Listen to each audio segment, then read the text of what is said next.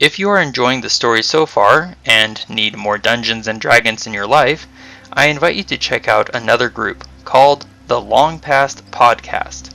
They are working their way through heroism and tragedy in the events of the Chragan War. Their name and link are in the description below.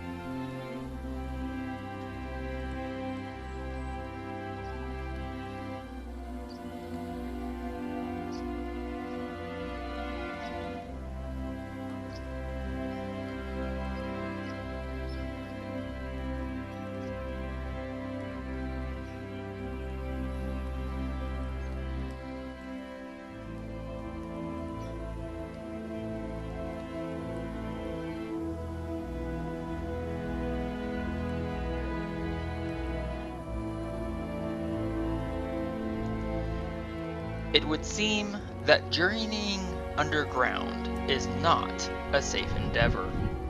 Having survived many traps, the elves have worked their way through underground passages reminiscent of mining work, but now carpeted by old and older shed snakeskins, seeking the Yuan-Ti snake people, and instead finding fiends and invisibly flying giants working together.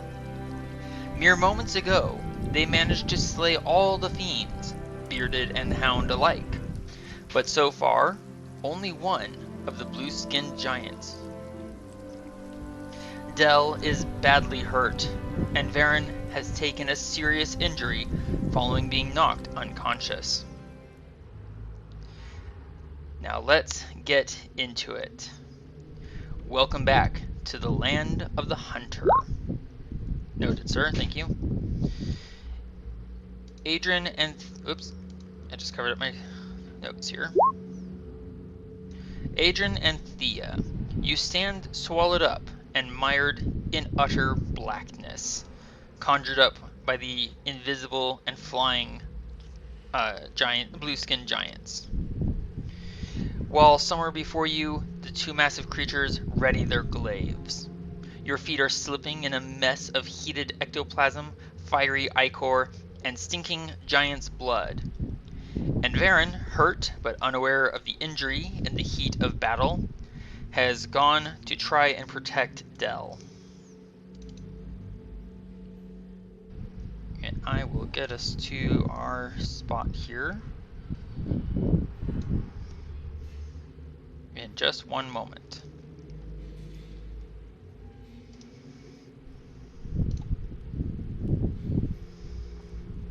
Eventually it will finish loading. Here we go. That's interesting. I did not get a text noise from you, sir. Oh, there it is. Oh, it's offset. Weird. You're so glad you hear that. Alright, let's get our puns. Really bad puns. No, let's get our initiative tracker up. Let's get this up here. Varin's going to disappear for a moment. Okay. So we have been in combat for... We've been in combat for a total of 1 minute. If I can get my mouse to work. Weird. There we go. As you may recall, Varin has used the Darkling Dagger to summon up a bubble of darkness around him. Meanwhile, two of these glaive-wielding giants have crashed against you both and now hold you in the pitch darkness. And we are going to go to the first in the initiative order. There we go. Thía, it is up to you. And you might be muted. Your previous stealth... Yeah, and I'm also trying to get to the page that I was on last, so... Gotcha. On your last turn, you did roll a stealth check of 34, so you are very well hidden. Okay, so But she's gonna... Unfortunately, you are not able to gain advantage due to no one being able to see each other. That's fine. I'm gonna bop over there. Sure thing. And... let's see. I do get sneak attack, right? Yes, because you are within... because an enemy of your target is within 5 feet. Got it. So I'm gonna go ahead and try and get that guy right there. That sounds like a great idea. A nat 1, however, you clamber up and over the dead bodies and the singeing bodies of the fiendish hounds. You slip and slide and bump against the wall, stumbling on the uncertain tangle of limbs. You've kind of lost your balance. Well, I'm gonna go ahead and stealth and go behind Adran again. Fair enough. On the plus side, you will not trigger an attack of opportunity because no one can see you. Yeah, and I moved half of my movement so I can do it. Beautiful. Kind of a low roll for you. What's the minimum stealth you can roll? 15? No. 25. Okay. Alrighty. In that case...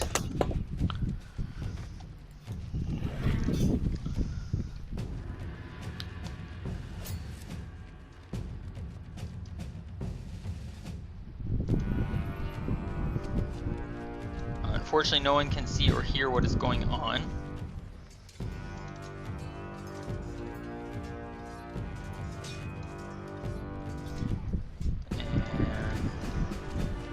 Alright. Adran, it is your turn, sir. Okay. Let's see. Do I still have my sword on acid? Yes. Okay. And remember, to change the damage type, you would have to spend a spell slot and a bonus action. Okay. Now, when I use like flame or something on my sword, that's not like a magic fire. It's just like a. It's almost like it is a natural element. It is a magical fire. So would I be able to see in the dark and, well, then kind of like give myself up basically in the darkness? The darkness is so... this is not an ordinary darkness. If this were an ordinary darkness summoned because of natural causes, that'd be one thing. The fire would definitely illuminate it. This is magical darkness. This is like an ink blot. Now, I thought you said magic, like with... you know, the spell darkness, it actually can be illuminated if somebody uses magical fire. Not fire. You would need a specific light spell. And you need like daylight. And it would have to be of a level equal to or higher than darkness. I think it's actually higher. Okay. Well. So yeah, go ahead. Thea. There's a spell called daylight that would dispel it. Yeah. So you've still got your. We've been in combat for 1 minute, so you have 9 more minutes before Sanguine nonetheless will automatically turn off. Okay. Well, I will. I think I'll just move in and try to attack one of those guys, and I'll see if I can try to hit him. That sounds like a great idea too. So. Here we go. Take my sword and, well, I'll try and attack here. A 29 is a solid. Are you attacking the giant right in front of you or to your right? Directly in front of me. That is a solid hit with 29 for 13 acid damage. You hear a scream in front of you. Oh! Found you! And the bubbling sizzle of acid on blood and skin. And I will take a second swing. That sounds like a great idea too. A 16, the bodies underneath you shift, betraying your balance, but you still manage to land a scything slice across the thigh for 10 acid damage. Oh, gotta be careful of my footing there, but it is kind of hard to see, so I'm just going to take a guess, and Hopefully there's not a body here. A bubbling scream of pain erupts through the chamber, through the hallway around you, as you land a solid blow. Anything else for you, sir? Now I want to slightly move out of the way so then that way he doesn't attack me. Fair enough.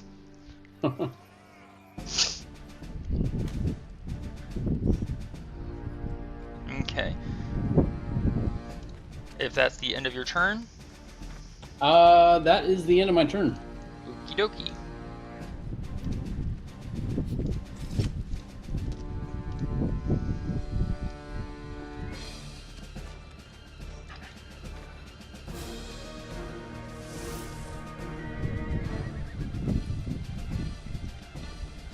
I just feel a slight breeze down here in these tunnels. The bubble of darkness suddenly moves away, exposing both of you. You're not in light. Well, actually, no, okay, you're not in light because Adran has a blade of acid, not of fire. So the shadows are still concealing you. Down this passageway, all you see is just pitch darkness. And Dell's going to take advantage of that because he can't see anymore. Out of the darkness, you see Dell come running, skidding to a halt right about there, as he sees that there's that big creature right there. He can't hide in the darkness like Thía can, so he's going to take the dodge action. Alright. Sorry, give me a second.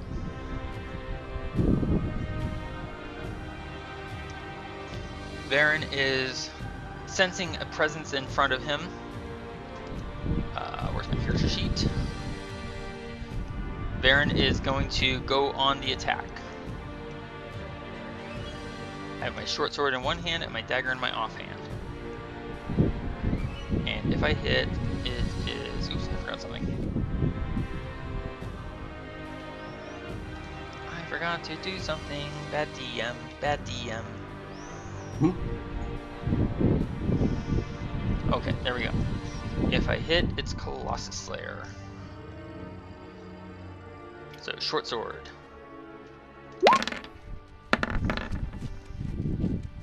28 will hit for 13 total damage. Ouch.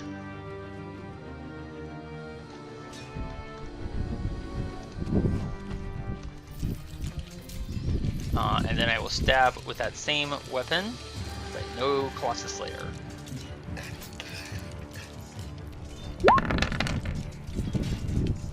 Another hit for 8 damage.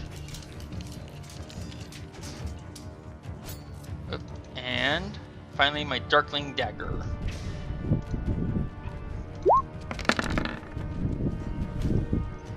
Another hit, but only for 2 damage. And blind in the darkness, I yell back at Dell, "Why aren't you still running? Keep moving!" The giant before you both, even though he can't see where, well, he, she, no, he's wearing loincloth, yeah, it's definitely a he. He can't see Thía. This button, and he suddenly goes invisible.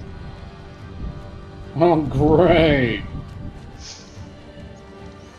Surrounded by 2 people that can cloak really easily. Thía, you're hearing Adran complain about this, and you're like, where were you 5 seconds ago?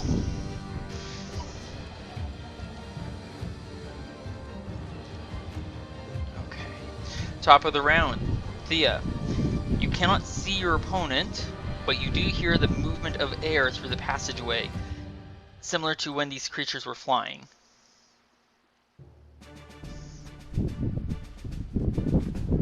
Okay.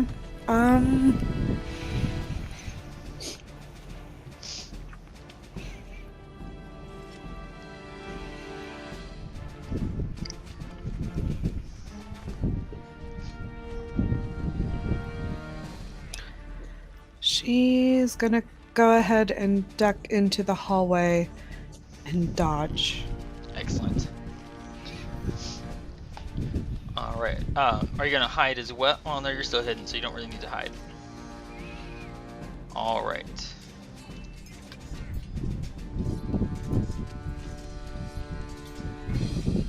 Where is this guy?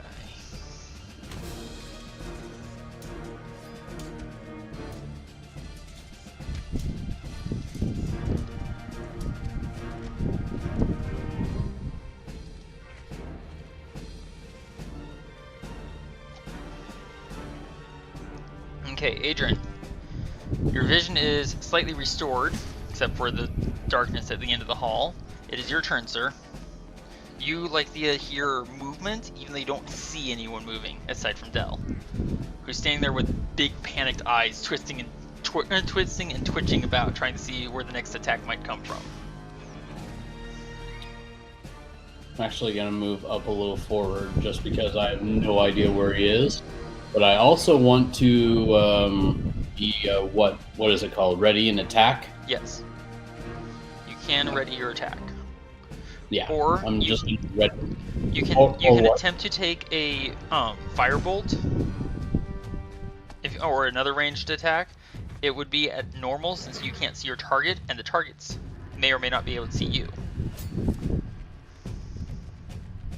I'd rather be in ready attack. Very well.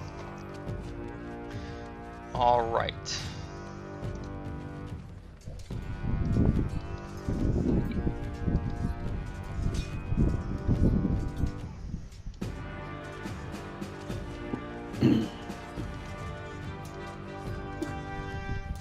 Alright, Dell, seeing as how he's not yet attacked, once I figure out where my mouse is, continuing to dodge, he's going to step around the corner, bump into you, Thea, give a quick what?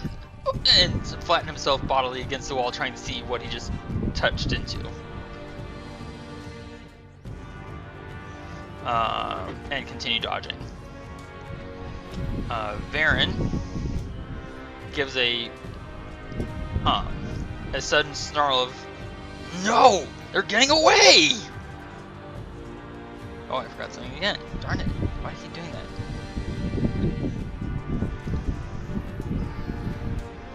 There we go.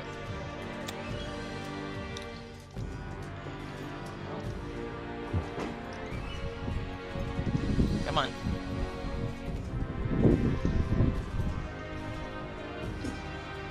Alright, so Varin is going to, well, you can't see what he's doing, but you do hear a surge of muscle as he goes to attack what he cannot see.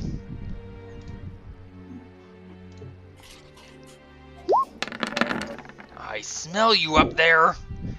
20, wait, why didn't Colossus Slayer roll? Rude. Colossus Slayer.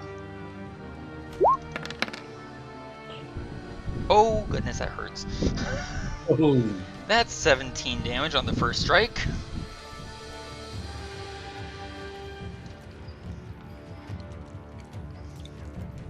That's quite the Colossus. I'll cut it down to size. And stab again. That's a crit. And where's my Darkening Dagger? There it is.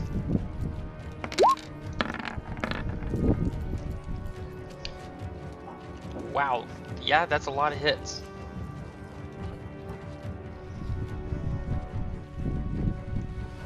And then there we go. Someone's about to die. Not quite. And then Varin is going to give chase in the darkness. Yeah, the darkness that he himself has summoned.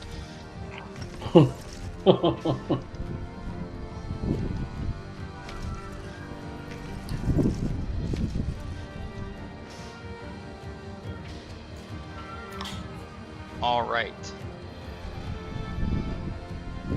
In which case, it is now this creature's turn.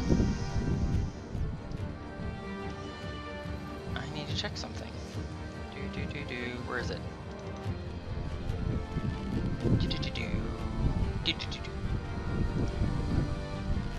Doom for the character sheet, which just decided to go to a crawl again. Okay, 64. Wait. Alright, I need to measure something real quick. I'm crawling in the dark, looking for the answer. I need, let's see. Shrink that. Give me this. Come on. Yes.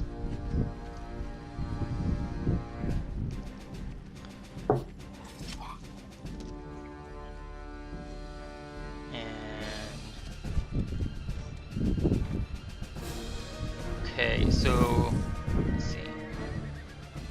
Measure this out a little better. Sorry, everyone, give me 1 second. Oop, too far.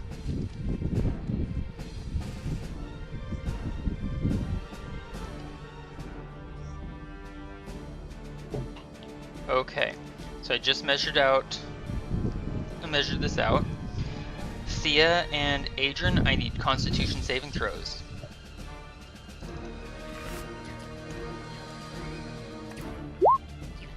That's an 8. And that is not a good save. Adran? Thía, do you have an inspiration point? Say what? No. Okay. Adran, that should have been at normal. Don't I have advantage on Constitution saving throws? That's to maintain concentration on a spell when you take damage. Ah, okay, well, never mind. No worries. Where's the DC? You don't have an inspiration point? Seriously? Well, I do have an inspiration point. Adran, if you want to use your inspiration point, you may. Or you could use, what's it called? Indomitable.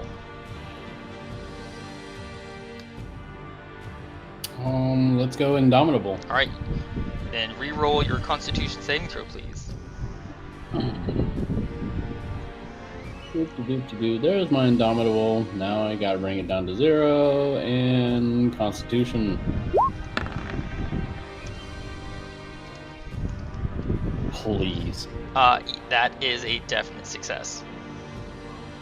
And my computer has decided to slow down again. Hmm? So out of a let's see. I am not on the right screen. Right here, a cone of howling blizzard winds suddenly screeches down the hall, slamming into both Adran and Thía. Adran, you succeeded on your con save thanks to your use of Indomitable. Thía, I apologize, but because this is a Constitution saving throw, evasion is not going to have an effect. Adran, you're going to take half damage from this. Okay. As a cone of pure Arctic cold slams into you. So Thía, you're going to take 41. Adran, you're going to take 20. Okay. And then you hear chortling glee as something presumably large and invisible and possibly flying continues to possibly fly away. You know, maybe. Top of the round, Thía. You are still hidden. That's cold. What would you like to do? Okay.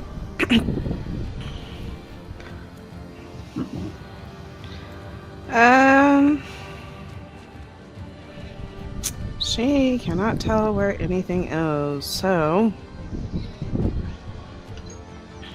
Tell's just staring at you with wide eyes like, what? Burr cold.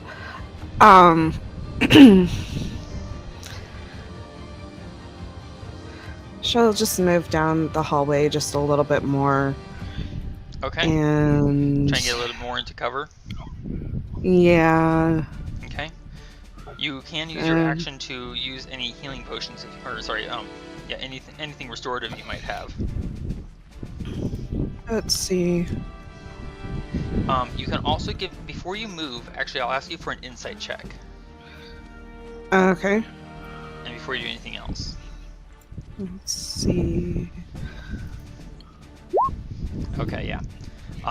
Your senses and your mind are massively slowed by the unexpected blast of Arctic chill in the underground heat of the desert. So let's see. What does she have?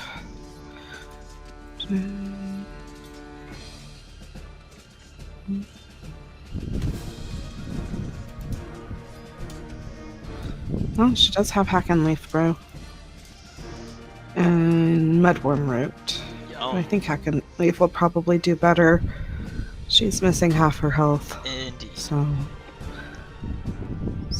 that is 8d4 plus 8.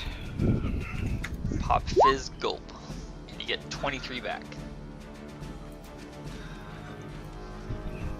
23, that is 74. Okay. Awesome. That does not reveal your position.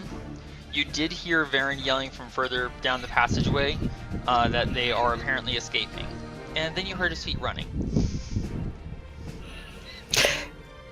Yeah, but she can't see where they are at currently. That is even true. Let's get here. And staying near Dell's probably a little bit more important than chasing after Varin. Yeah, you can see through the darkness Dell is really badly hurt. It's been a long time since he was this poorly off, excuse me. Okay. I'm on the wrong layer. Before she had moved, she'll probably motion to Dell that he better heal himself.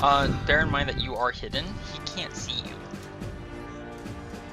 You said that he was looking straight at me previously. No, he bumped into you and is looking around to try and figure out what he bumped into. Oh, okay. What was your earlier stealth check? Like 26? Yeah, 26. Check his passive perception. Yeah, that's like 8 points higher than he's capable of being aware. Okay. She'll probably just like touch him briefly and motion to heal himself. That's fair. Before heading off into the further down the hallway. Alright, Adran, it is your turn. You can hear a bumping and thudding of bodies against stone as though there's a traffic jam somewhere in the narrow passageways ahead. I just can't tell for sure exactly where. Correct. Let's see if this works. I'm gonna see if I can look through your eyes. Nope, it did not work. I would say that you can hear a commotion down at the end of the hall.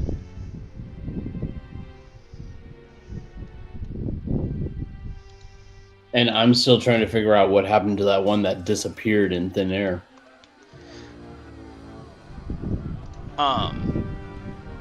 So you cannot see them, but I would say that you definitely would have heard the movement of someone leaving. They're not trying to move stealthily, they're just trying to be unseen. If that makes sense. Well... So, in point of fact, because none of them have rolled a stealth check or succeeded on one, you can hear them down the hall. You just can't see them. Does that make sense? In a way, yeah. Okay. So...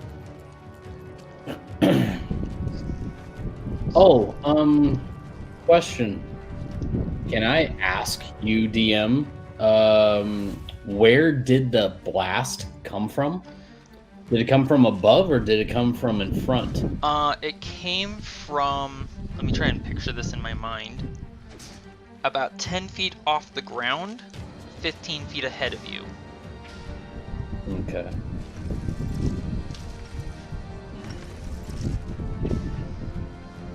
And the hallway is only 15 feet in height.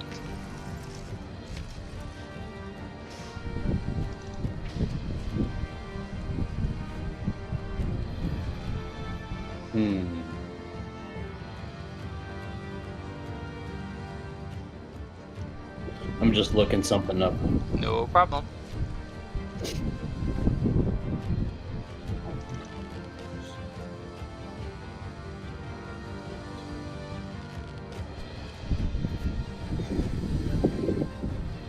was thinking of using a Scorching Ray on him, but do I have to see him in order to use it? Let's take a look at that spell. Here, I'll put it up conversation. Thank you. Targets within range, and the range is 120 feet. And this hallway is not 120 feet long. So you don't... It's a ranged spell attack, so would the spell attack be a disadvantage? It would be because he cannot see his target.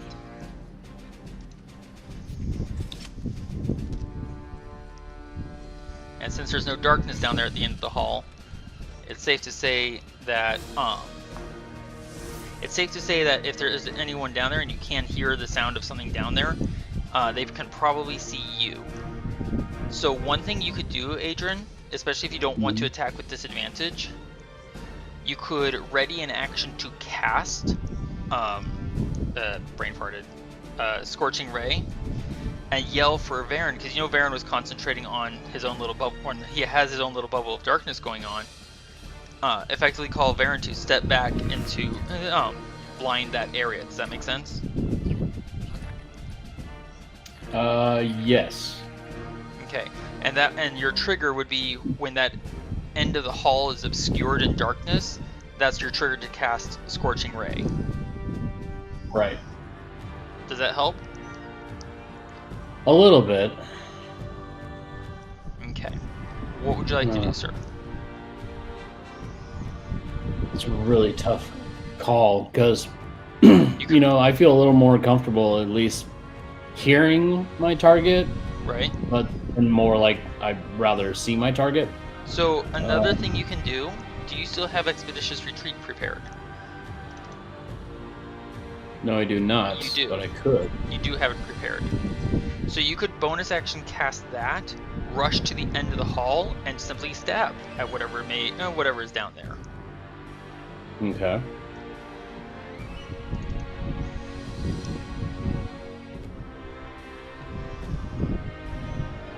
You know what? I think I'm gonna play it safe. Okay. And let's see, 5, 10, 15, 20. Just gonna move up about 20 feet. And then at the end of the hall, I'm gonna throw a firebolt. Okay. Take the, I was about to say take the throw, but take the shot. Nope. Ow. Wrong page. Here we go. And taking a firebolt, hopefully in the right direction. This would have been at disadvantage. I apologize. What? Did I throw it on? You can't see your target. I can't see my target. Correct. So you can, like I said, you can ready an action to cast a spell, and tell Varin to, obscure the end of the hallway. And as soon as Varin does that, then you could cast Firebolt at normal. That's why I was trying to play it safe and just say I'm gonna cast a firebolt, see where it goes. Okay, if you're just gonna cast Firebolt, then you have to do it at disadvantage because your target can see you, but you can't see it.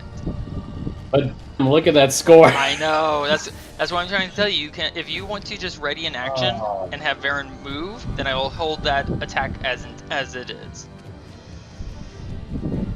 Okay, can we do that? Yes, that's why I was trying to suggest the idea of readying your action. Okay, readying my action. And you're welcome for being a nice DM. Yes, thank you for being a nice DM. And so you've readied your action, you're concentrating on Firebolt, what do you tell Varin?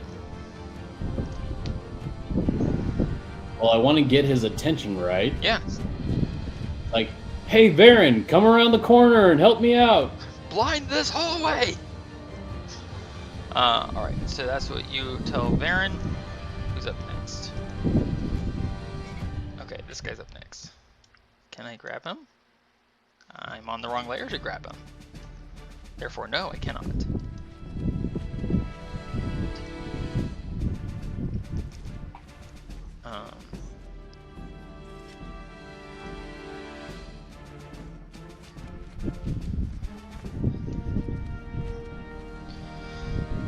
Alright, Dell is going to... How many spell slots does he have currently? he's got quite a few. He's going to hold off on casting any spells yet because he only has one first level spell slot left. However, he will use his action to go ahead and eat a mudworm root, which I just went to the wrong page, is 2d4 plus 2. Oops. 2d4 plus 2. Checking for typos and rolling. So that is a 7. He gets 7 back. He's breathing a little earlier, or easier, not earlier. He's breathing easier. Earlier. Alright, so Varin, hearing your command, is going to step back into the hall, obscuring the entire end of the hall in darkness. That triggers your ready to action, and your firebolt definitely smacks into someone with a great deal of heat. So you can't see who or what. For 37 damage. Oh. And Varin has to make a dexterity saving throw. And I'm gonna say, let's see, I'm gonna say he's gonna have to make the saving throw at disadvantage because he can't see what's coming.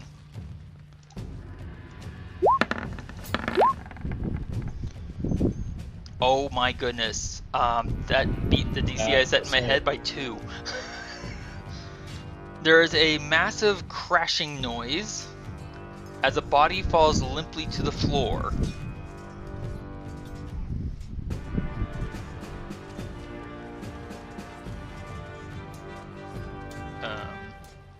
Do this. Oh, right. I'm hitting the wrong button. limpless body. Say what now? I said, cue the limpless body. Yeah, exactly. Come on. There we go.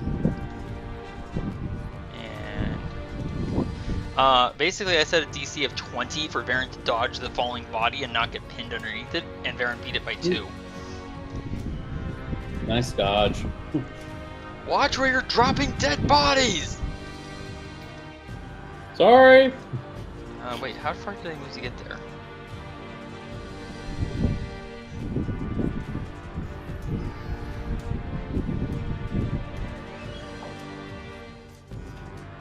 I moved by 10 feet. I have 20 feet and 25 feet remaining. Which is not enough to get me into range. So Varin is going to... I have no idea how well this will work, but I'm going to try it anyways. Varin's going to throw his short sword.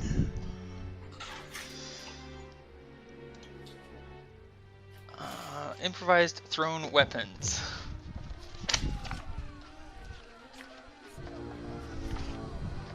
Because Varin is frustrated that these creatures are getting away from him. Okay, uses a ranged. Throws a melee weapon, does not have a thrown property. It deals 1d4 damage if he hits. Yeah, he's still gonna throw it. So that is 1d20 Towards the gelatinous cube. plus 7.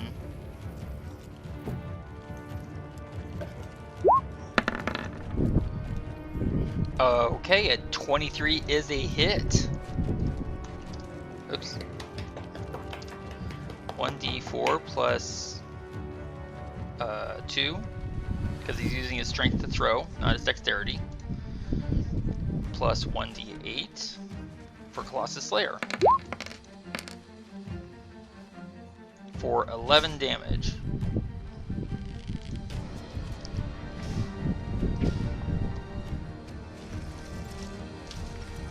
Come on.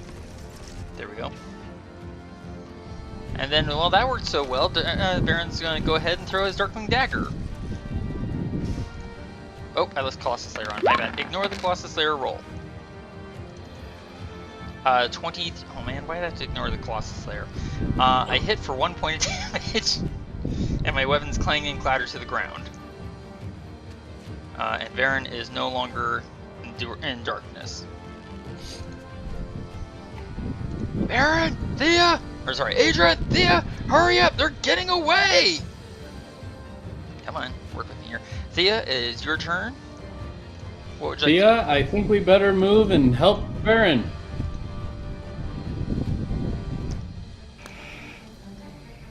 Wherever you are.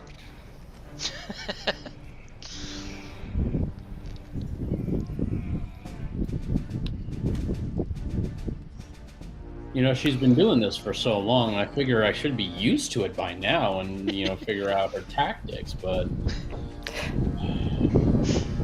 Deeper. She'll just stand behind Adran, not say anything. She will squeeze Del's shoulder on the way out of the hallway, though. He gives a little jump and then shakes his head and rolls his eyes. Is that as far as you're moving? Yeah. Okay. Anything else you want to do, Thea? She'll dodge. Excellent. You can also give me an insight check. Let's see if your senses have recovered any from that blasted. Okay. It took you a few seconds, but suddenly it comes to you in a flash. These creatures aren't fighting all of a sudden. They're running. They are flat out fleeing this fight. That can mean one of two things. She'll probably she'll tell Adran, you know, I think they're just running away. The voice comes from literally right behind your neck. Don't sneak up on me like that. Oh, you couldn't see me? No. Anything else for you, Thea? Did you want to move after or leave be? No, she'll stay there. Excellent. Okay. In that case, whose turn is it now? This guy's turn. You're lucky I didn't swing my sword and hit you.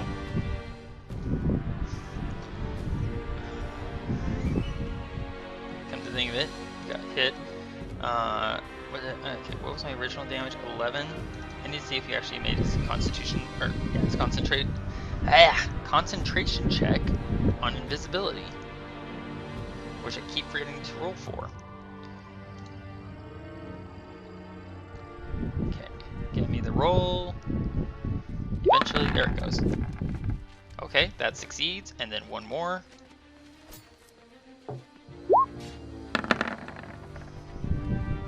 Okay, yeah, he remains invisible. Jeez. Sheesh with a nat 20. Sure, fine, be invisible. Annoying creature. That's okay. I'll just draw him out with my luck. What? I said I'll just draw them out with my luck. Ah, fair enough. And there. Alright, Adran, it is your turn. What would you like to do, sir? I am going to run to the end of the hall. Okay.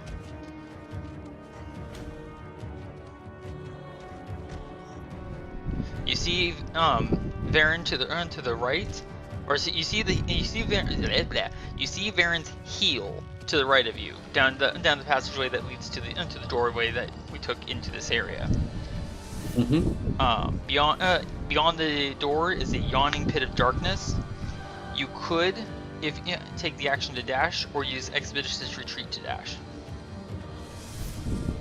I'm just gonna take the action to dash. All right. If you move up beside Varin here, you can move diagonally into the doorway you remember, and not lose any movement speed. If you try to go through Varin's space, you would have to treat it as difficult terrain. Yeah. Wasn't sure if you remember. All right, so you are now So I went ensconced. diagonally Sorry? to go around. I'm sorry. What was that? I did what you said. You are now ensconced within darkness, sir. Okay. Aaron, I'm right in front of Wrong you. button. Don't hit me. Yeah, I heard you moving up. I know the sound of your breathing for crying out loud. Is it that bad? So is the stink of your breath.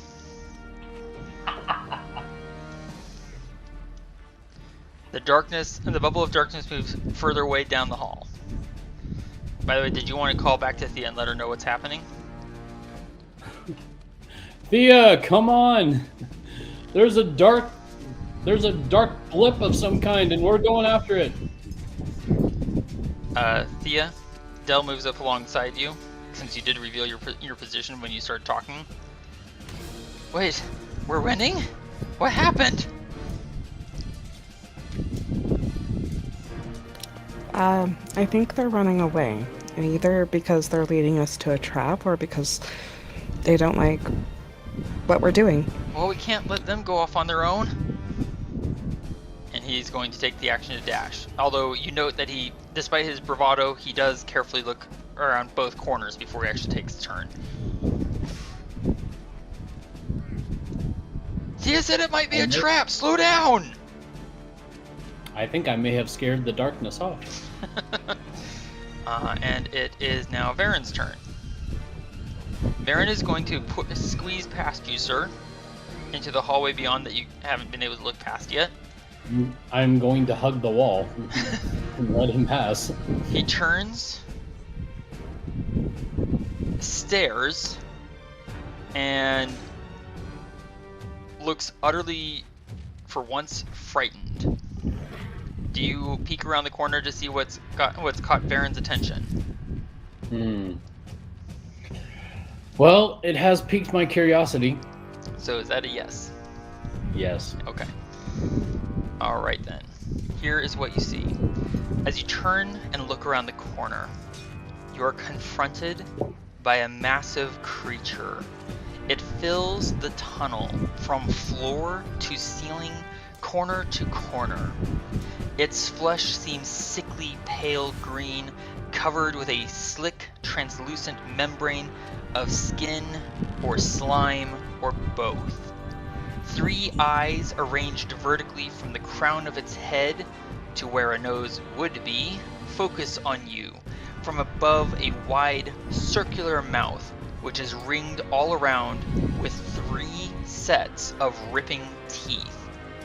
Water spills down its body, out of its mouth, and you are assailed with the scent of wet rot, dead fish, and cold water as your mind reels from the sight of an unreality in reality, an abhorrent, slithering mass of flesh, muscle, mucus, and writhing, worming tentacles.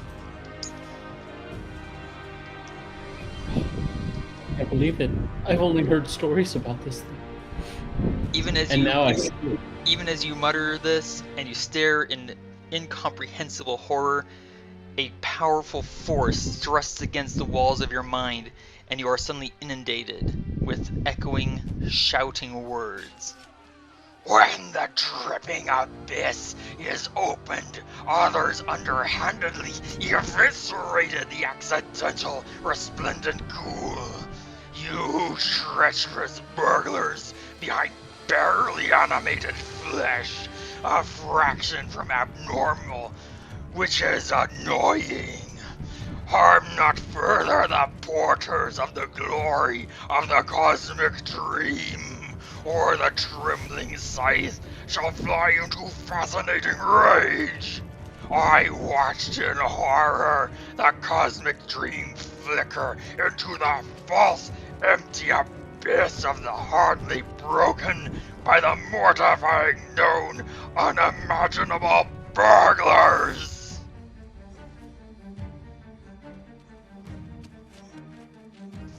I'm so distraught. I'm not exactly sure if I should laugh or cry or Varin even wet immediately myself. ducks down and grabs up both of his thrown weapons. Excuse me.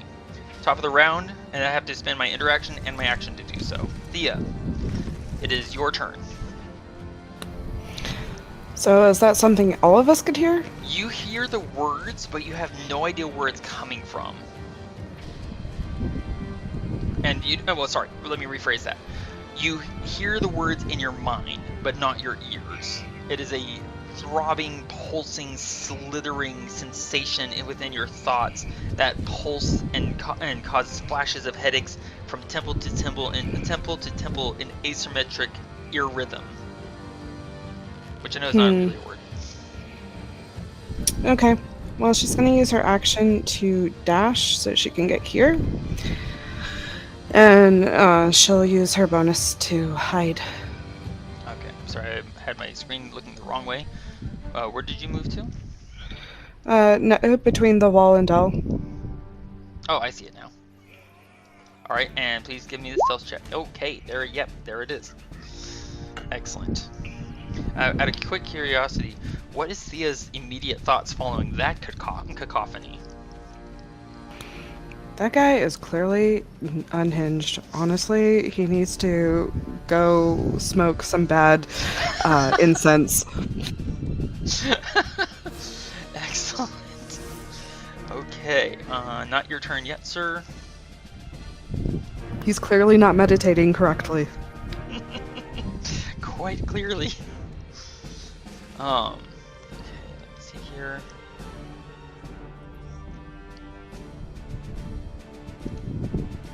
Come on, work. Okay, now, as we go to your turn, Adran, Yes. as your mind throbs in this utter, incomprehensible terror at seeing an unreality brought into reality, in the momentary vulnerability of your mind, an image is pressed unasked for. The elves. Your home village. It's safe. Your people are secured, their futures positive, and their enemies, the hobgoblins, are subdued. Or possibly consumed. In the lake nearby, your safe and saved people, who necessarily and understandably bring tribute, is the glorious new master, who keeps you all safe, secure, and happy, even opening the underwater world to you with its wondrously mutative mucus. This offer, you understand, is available to you. All you have to do is help the master out. What do you do, Adran? I go back into this corner over here, pull out a hack and leave brew, and nibble on it for a bit.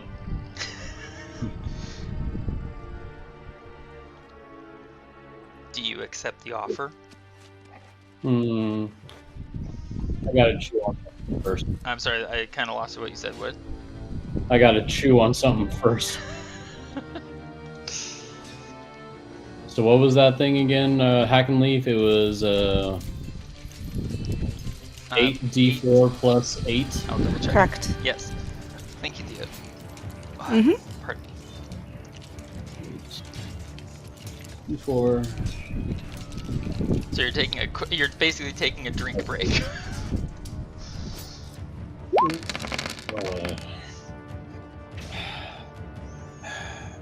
Got 26 for a heal. Excellent.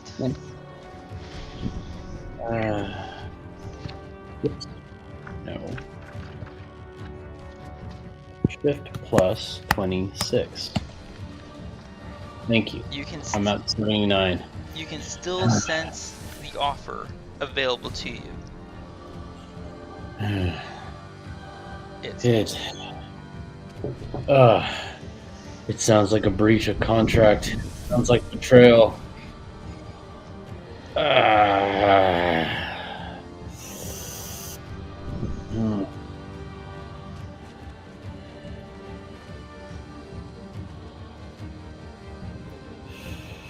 I stand out there, look right straight at him, and say, no, not gonna take the deal. very well. I hate mucus. Now, there's a line for you.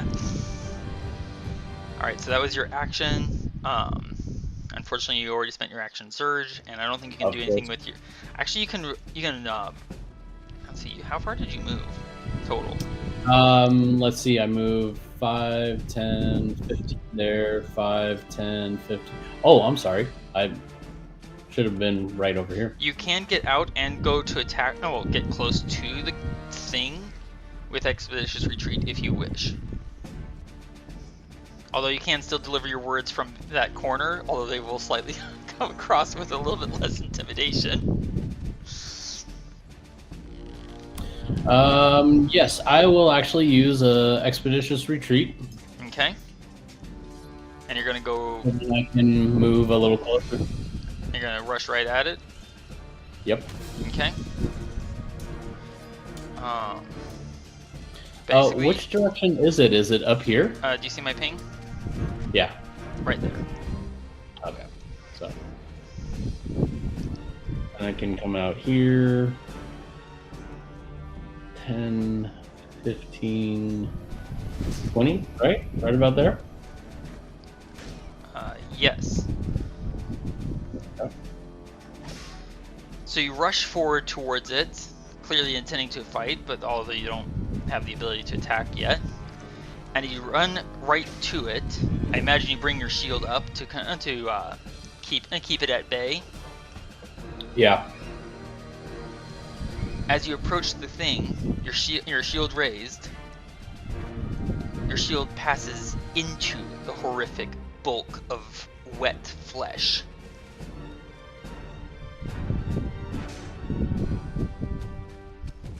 Oh, creepy. Alright. Oh, mighty elephant, please help me.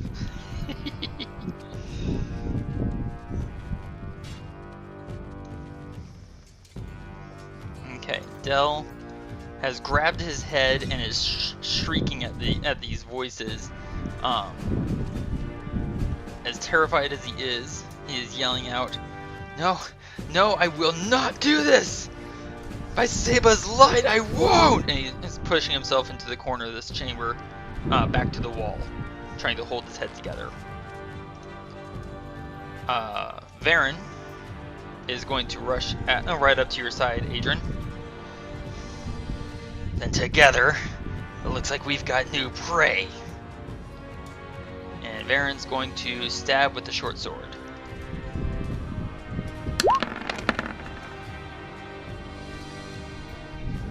Getting a 16 to hit. Varin actually slips and slides, clearly trying to expect the wetness on the stone floor and the snake skin carpeting. And instead of slipping, Varin stumbles, but still manages to sink his blade into the flesh of this abhorrent mass, and it shatters. It was never there. The water, the stink, the sight, it was an illusion.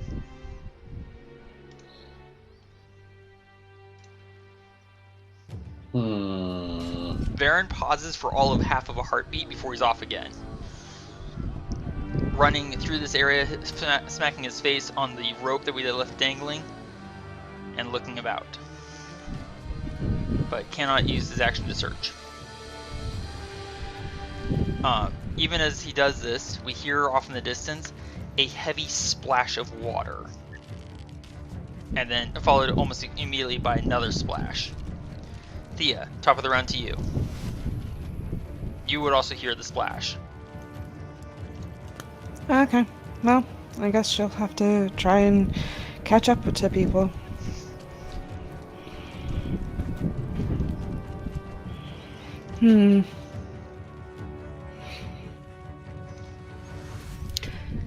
Still no clue what's going on, so... You heard the words, but you're like, why do you look so white, Adran? Where was that fountain? There was that room with just a puddle, but I don't know that that's it. I heard a splash in the distance. I need to go check that area out.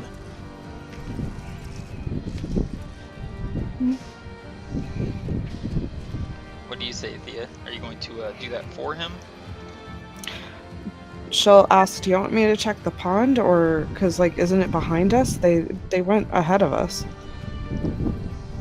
Oh, I'm so confused. I'm so turned around in disarray. Thea, you would know, from what Adran is saying, you would know as the scout, that, you would remember, rather, excuse me.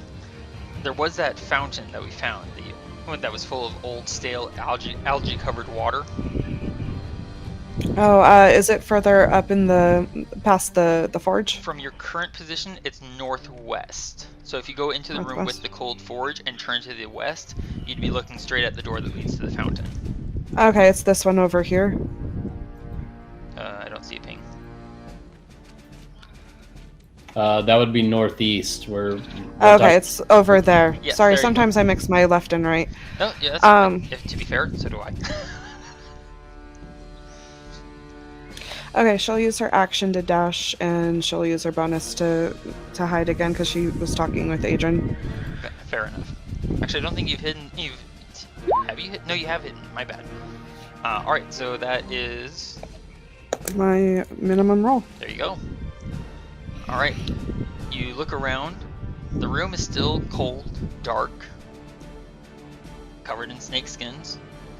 There's no water on the floor, even though you could have sworn you heard something slopping about. Adran, it is your turn, sir. I'm heading straight for that area. Alright, and you have expeditious retreat going.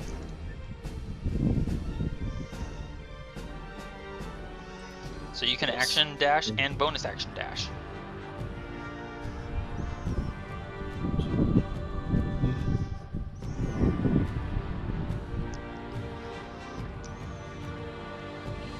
There's that dash, and then bonus dash. Oh. There. The room has changed. Not so much in what was what's in it, but now there are splashes of water across the floor and benches that were arranged before this now, not running fountain. The surface of the water is bobbing rapidly up and down as though very recently disturbed. It does indeed look like someone just splashed on in. There's activity here. Someone's been in this room, and I don't mean me. And that was your action and your bonus action, yes? Yes. Okay. That was what, a total of 90 feet for you? I think so, yeah. Wait! Wait for me! Dell's going to dash. And, looks around in confusion. Varin! Where's Adran? Where's Thía? I don't know where anyone is! Let's see. Varin is going to give a heavy sigh of, come on, kid.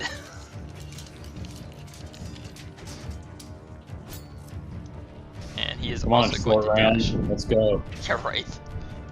60. 65. So Varin's in the room now. Thía, your turn. Okay. She'll tug on Dell and let him know that she's heading that way. He gives a Eee! Oh, right. Okay. And you can control his movement if you wish. Or I'm sorry. Are you dragging him along behind you or just leading him? I was just letting him know where I was going. Ah, gotcha. All right. Yeah, you can move your speed. She'll use her action to dash in, and then use her bonus to hide again. Excellent. Ghosting into the room. Oh, wow. Literally ghosting. Adran, it is your turn. I don't exactly know what to do, but I think I might just want to stay readied in action, waiting for him to come up. You could also search, if you wish. Or sorry, you All could right. search instead. That's a better way of putting it. How about if I search instead, make sure he's even here, or there's anything in here? Sounds like a good idea. Give me a perception check. At disadvantage because this is a dark room. Dark room. And you're also exhausted. I almost forgot that. I do have one level of exhaustion, which is why I'm panting so hard. Yeah, you don't look so good. Says Varin, who's bleeding out of various wounds. You should get that thing checked. In a moment. A 7. There's a lot of water all over and snake skins. Not a lot of dust. That's about it. Snake skins. Why did it have to be snake skins? Dell is going to move into the doorway and he's going to search. At disadvantage. Perception.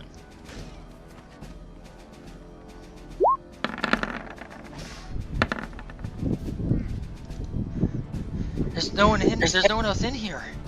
Where'd Thea go? Oh, I'm sure she's right behind me somewhere. Varin is going to stare at the water.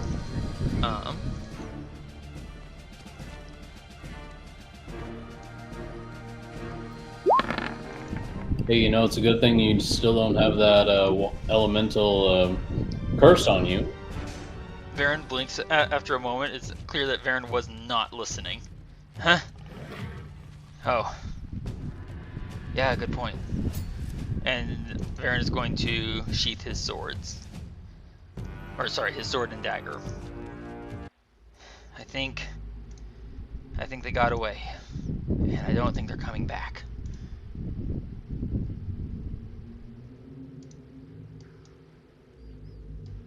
And Varin collapses. And Varin now has to roll for lingering injuries.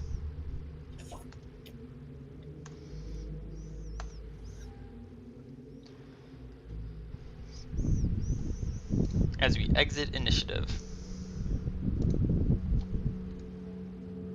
What? Oh, right, I'm rolling as the player, not the... Silly me.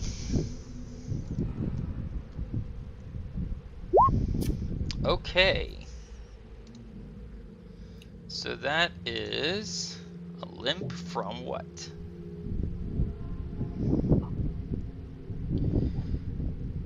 Varin's speed is now reduced by 5 feet.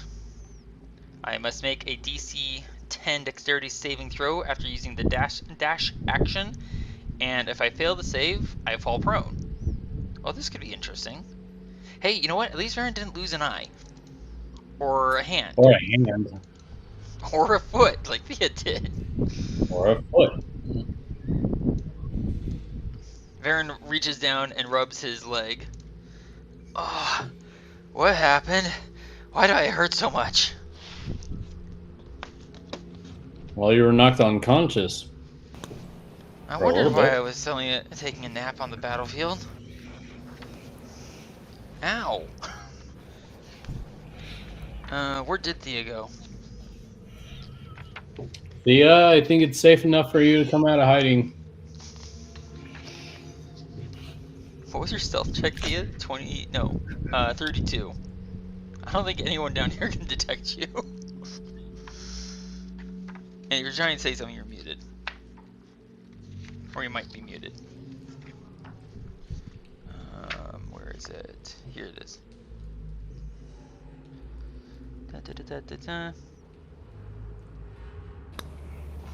Yeah, magical healing would remove this limp. Or this injury. She's gonna take out her short bow and poke the water. As Thea seems to just meld out of the darkness right now, just across this old water from us. The water stirs lazily. As you lift your you touched it with your bow, your arrow, which? She pulled out her short bow because she has a long bow that she's been using. Oh, yeah. Thank you for reminding me. As you draw the bow from the water, the water drips like normal, but something doesn't drip like water. It almost elongates, and for lack of a better description, ever seen like a really long trail of snot from someone's nose? As it just dangles in midair. Guys, I don't think this water's natural. It finally slips wetly off your bow into the water with a wet, limp slop. This is gross. She's gonna back up. Varin stares rather sickly at the water. I agree with Thea on this one.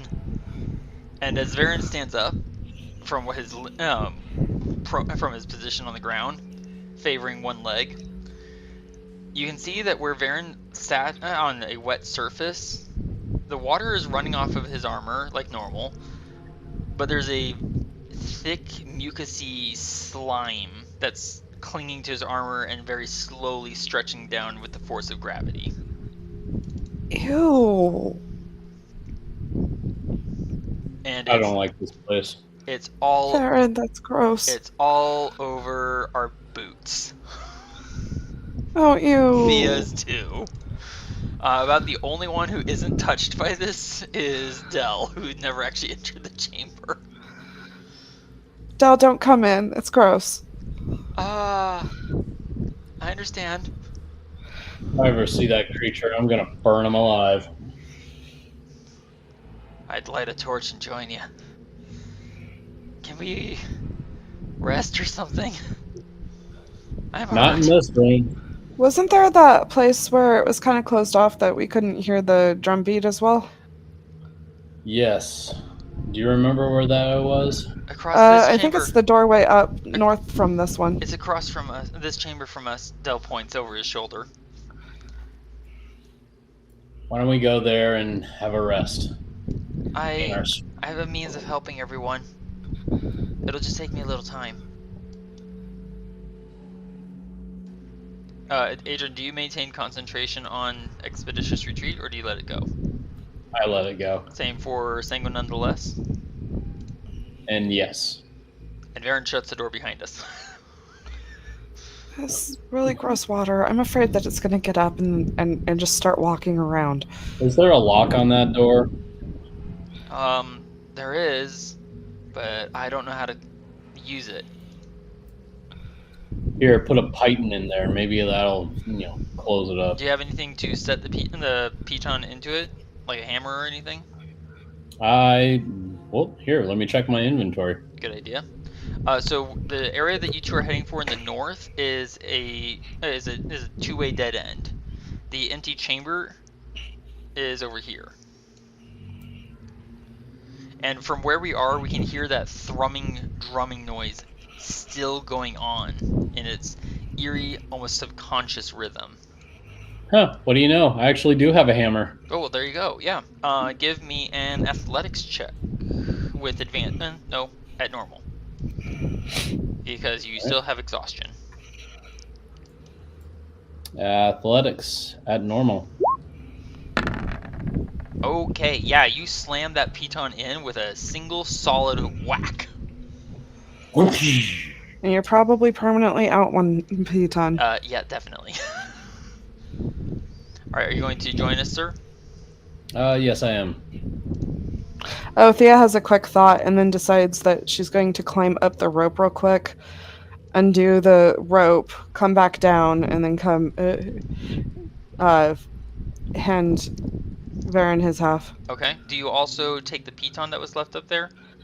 Yeah, and hand it back to Adran because I think it was his. It was. Real quick, give me a sleight of hand check to see if you can slip his crowbar out without him noticing.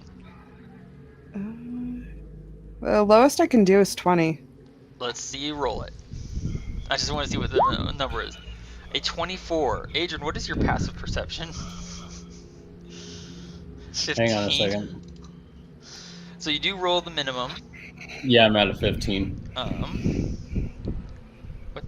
Okay, you rolled a 14 plus 10. Oh, okay.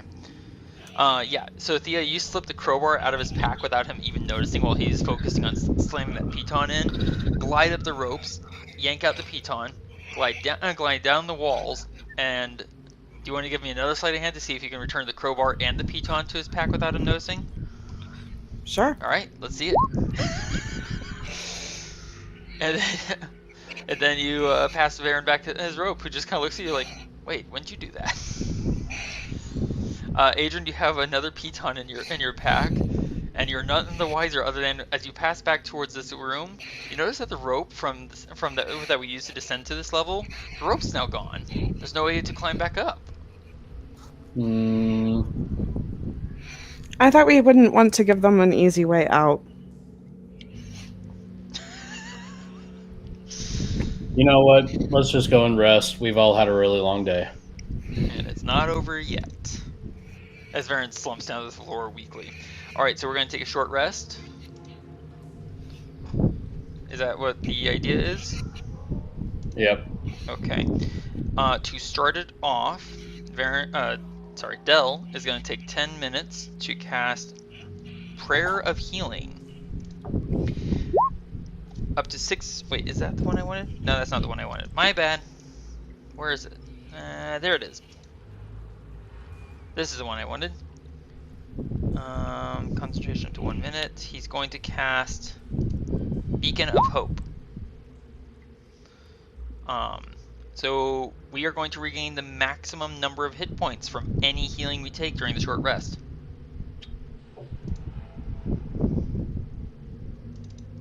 So, Okay. Adran, would you like to spend some hit dice? Yes, I would. Okay.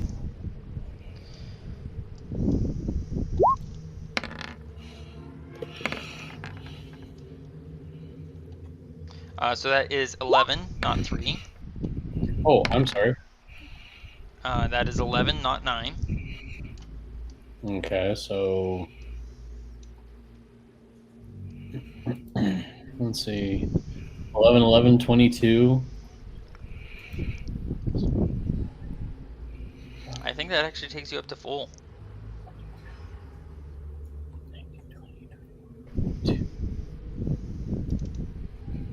Yep, that pretty much takes me up to full.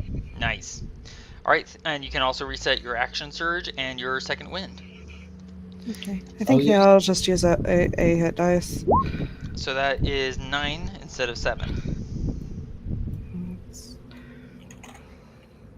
Which puts her back at full. Nice. Because that would have healed her 83, but she has only 82 health, so. Del's going to also roll some hit dice because he's hurt badly. So that is 9. So he's now at 29.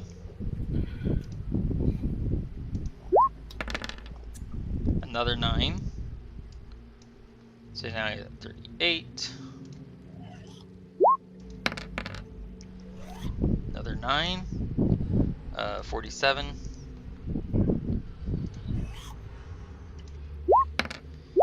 And he is now at full.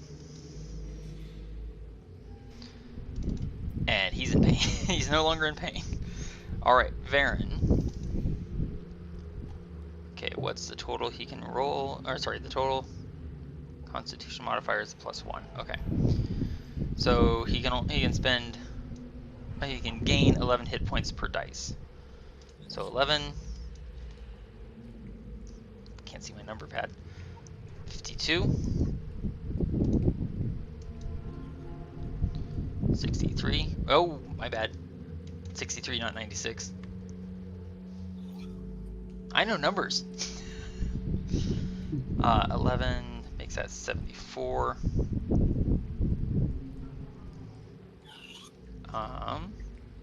Another hit dice.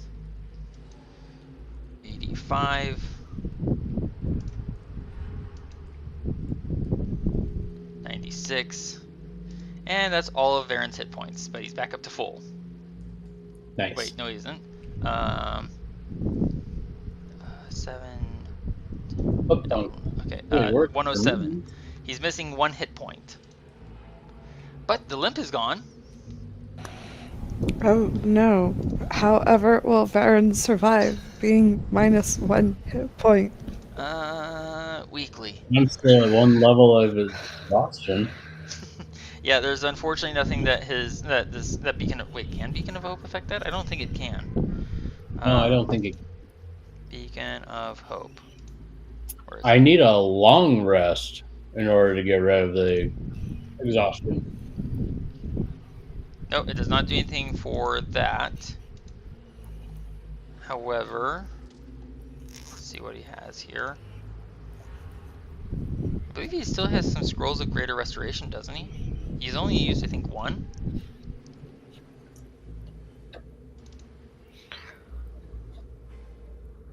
I am going to the wrong handout. Yeah, he still has one.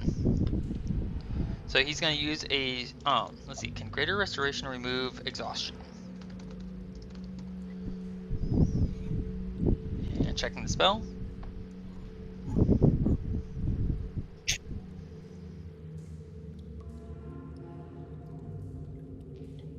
He reduces your level of exhaustion by 1. Oh, I don't feel exhausted anymore. Thank you, Del. And that is the end of our short rest. Also, so I meant to mention this before last week, and I forgot, so I apologize. But, and I was trying to come up with an adequate reward for all those traps that we went through, because each one technically was a deadly encounter. And I think I came up with a fairly good idea. Adran, Thía, and Varin now have 131,029 experience points. Thía, I bumped you up to match Adran and Varin exactly.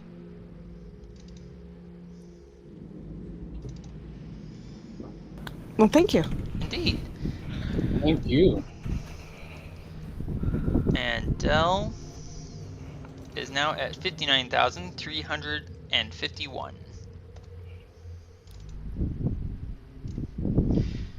The music of the drums still permeates us in this even in this chamber. An hour has passed since meeting those unpleasant creatures, and something's wrong with my character token. It's still showing 41 out of 108. So, boop, bye-bye. Where's my token?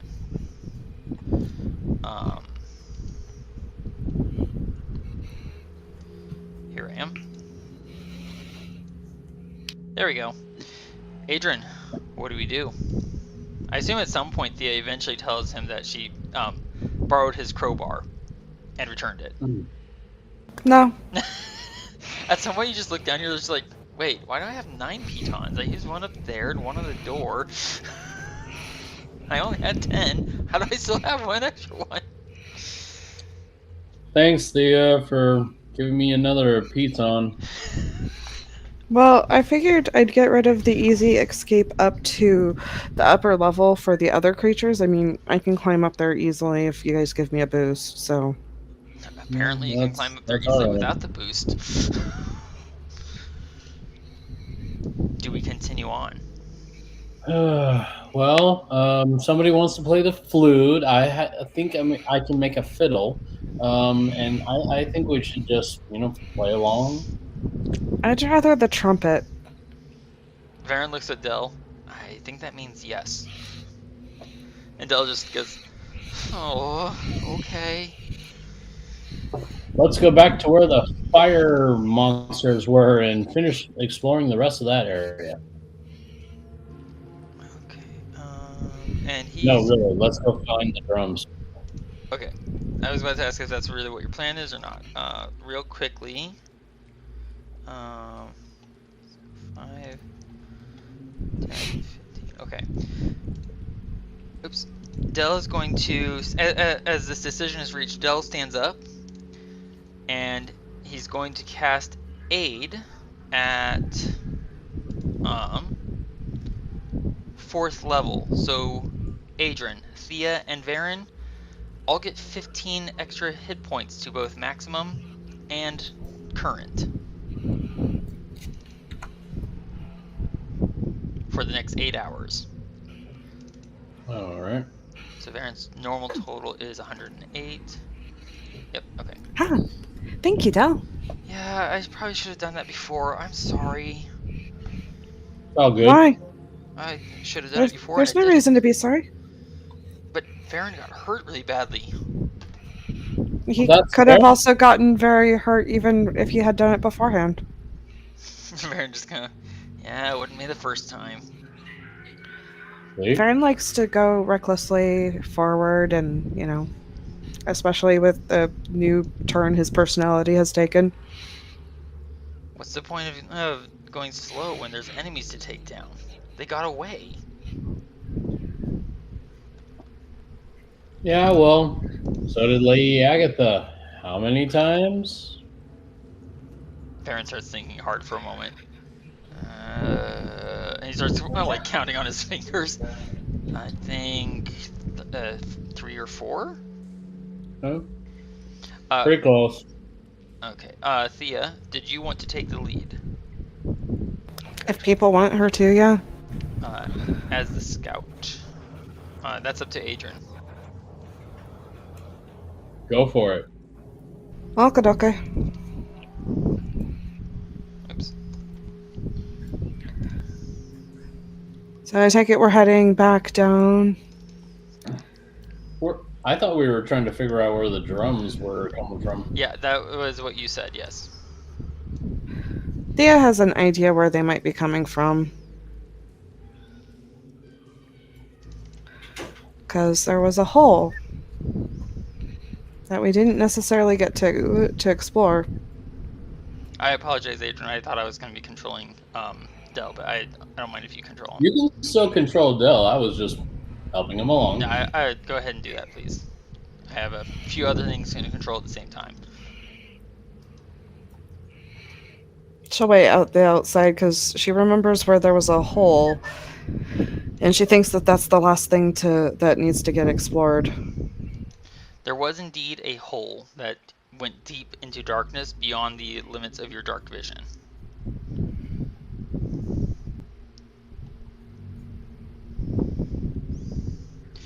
The words remain on the stairs, scrawled in blood and in Goblin, which you don't read very well, Thea, but you've seen enough of, you've worked with Adran enough to recognize the patterns of the words, and you recall well enough that the words say, "It is not as bad once you get to know her." So we probably don't want to get to know her, because that sounds like the words of an occult member. If it has anything to do with mucus, I think I have a pretty good idea as to who her is. And remembering what happened with the last set of steps, Thea's just going to climb along the wall and, keep her feet off of the steps. Varin is going to hold onto the wall with one hand and just test each one with his foot and also look at the ceiling, like any blades, but nothing seems to happen. She still doesn't trust it. Okay, so Thea, are you descending into the pit? She was told to scout ahead, yeah. Okay. Let me get my notes.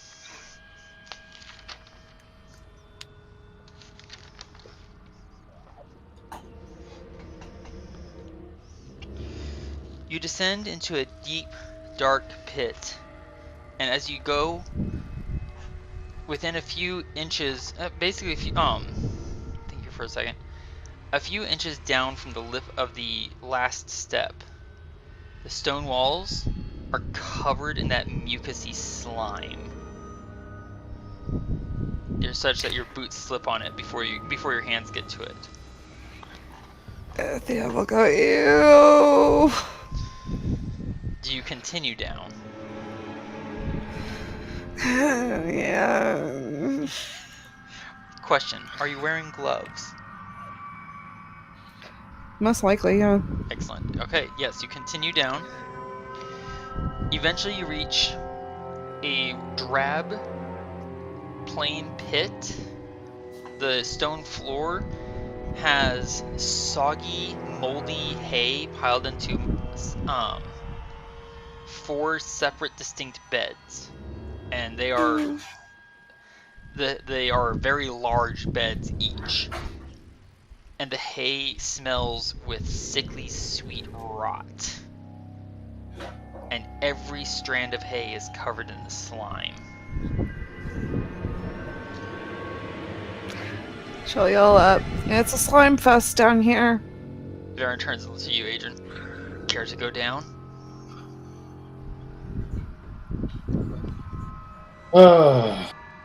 We've come this far. Let's go further. I'll mute that out later. Oh, sorry. Alright, so Adran, you're going... Technically, though, it is something he would have said. Though. I'm sure it is. Alright, so is everyone climbing down into the pit? Yeah. Okay. So we all descend into the pit and see the same things as Thea. The pit is very wide, and the ceiling is lower than the hallways above. Adran, you can give me an investigation check at disadvantage, or use dancing lights to look with it normal. I will throw some dancing lights down there, and we are currently in a theater of the mind moment, so don't bother pulling out the tokens, okay? Okay. And continue with what you were saying. I apologize. But yeah, I will throw out some dancing lights and then make my investigation check from normal. Yes, please, and thank you.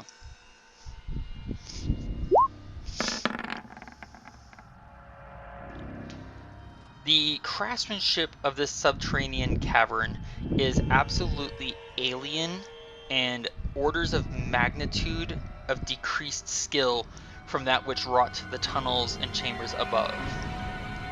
It is also much more recent. As you examine the walls, Varin and Thea moving through this area, we find various piles of scattered trash, animal leavings, of bones and discarded, ruined hides. Absolutely every surface in this underground chamber is covered in the mucousy slime. And at the far end, we find a vast... It's too small to be called a pond, but it is a large enough body of water that all four of those giants could have comfortably been in it and not be pressing one against one another. How deep it goes is completely uncertain, for it is utterly black water even to our dark vision, even in the light of Adran's bobbing little dancing lights. Varin looks to you, Thea. I don't think we should touch that. She'll take one of her sling stones and throw it into the middle of the water. The water bloops as the stone hits the surface, but it closes with a far slower movement, as though the quality of this water is more congealed than liquid. Well, that's not normal. Yeah. I don't want to touch that. I just imagine Aaron just slapping his hand over his face going, "Really, Adran?" No, Varin instead mimes a quick and abrupt shove to push you towards the water, but only mimes it. It doesn't seem like putting anyone into this water is a healthy idea. No, it's not a good idea. Do we remain down here, or do we wish to climb back up? Can we climb back up? You can always try. Let's try. Alright. Everyone can give me an athletics check.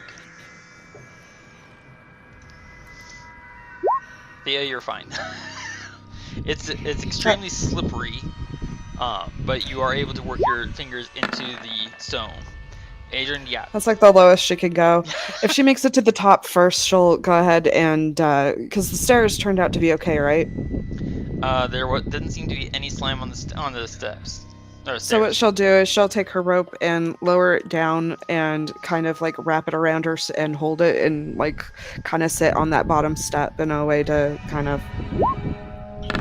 Fair enough. Keep herself from moving. And Dell gets a nat 20. Go Dell. Nice Dell. He must have just like followed immediately after Thea. Yeah, and you're basically in the slime cleared wake, and he gives it a short utter, "Oh." I think we're all in the right state of mind. The slime is regathering behind you. Yeah.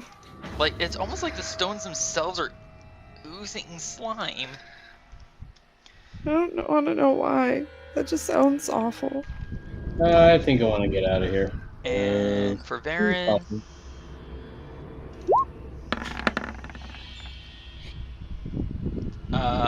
Varin looks around and hold on. That's when the rope lands on his head. Hey, I've got a layer of this stuff just covering my boots. I can't even get a grip on the ground. Whoa! There's a heavy thud. That's why I lowered a rope. Because of climbing down here, it's also on Varin's gloves. So Varin still has to make the athletics check even to climb the rope. Apparently the rope was all he needed. And a second later, Varin's on the stairs just like slicing the slime off of his gloves with quick throwing motions of his hands, slopping it down on the steps.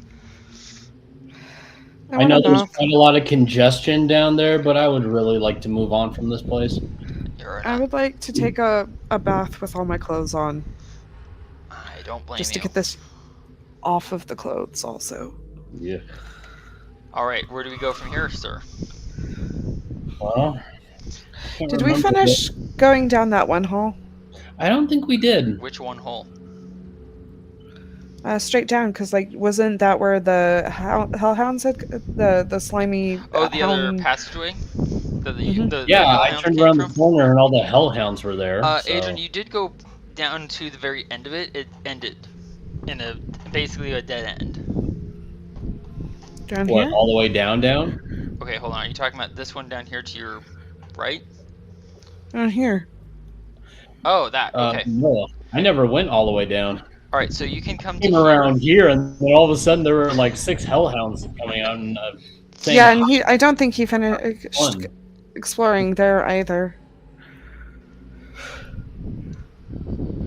And actually, good point. So Varin will actually go down this way. It's a blank wall. There's nothing in the ceiling. Well, come join us. From here, first off, the drumming sound has diminished, as though getting more distant. And there's a stirring of air. Whoever wants to can give a perception check at normal.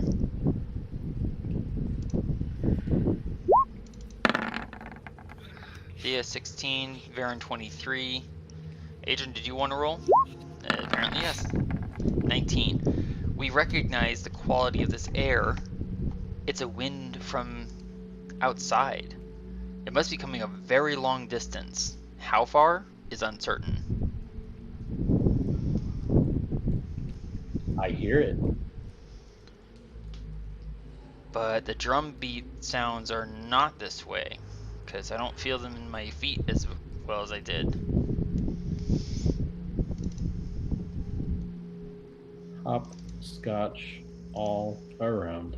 Zig, zag, there. And you're short 1 square of movement, sir. So do we continue down this passageway, or do we return and search more of this the subterranean? We're still trying to figure out where those stupid drum noises are coming from. Fair enough.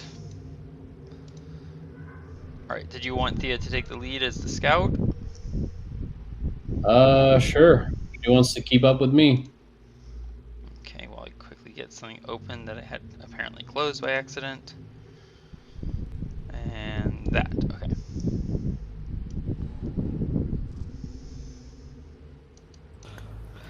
Haven't we explored all of down here? We've explored these 2 chambers. Thea, you're currently standing in the ruins of what had clearly been a fairly well advanced kitchen. There's several things here that we've never thought of to make or use in our home kitchens back in the village. And it's all clearly, for food preparation.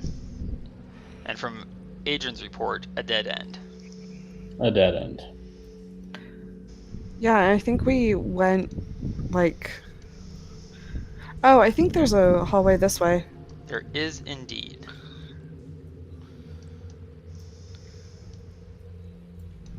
Out of curiosity, Thea, are you proceeding stealthily?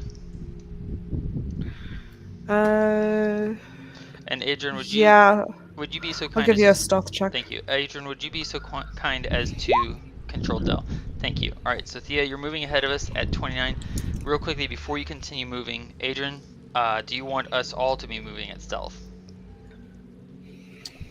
Yes. Okay, give me stealth checks. And then Thea, I'll describe what you see in that chamber to your south. Varin gets a 14. Got the wrong thing open. A nat 20 for Adran. Nice. Good job. Thank you. Here it is. This chamber, Thea, is full of broken, scattered skeletons. The music of the drums has become discernibly louder. From where he is, Varin pauses and sniffs. Sweat, blood, and survival.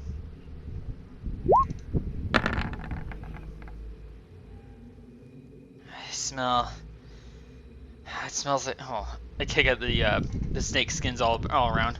It just smells like these, but I also smell fear. Scarecrows? Sweat of fear. Someone ahead is afraid.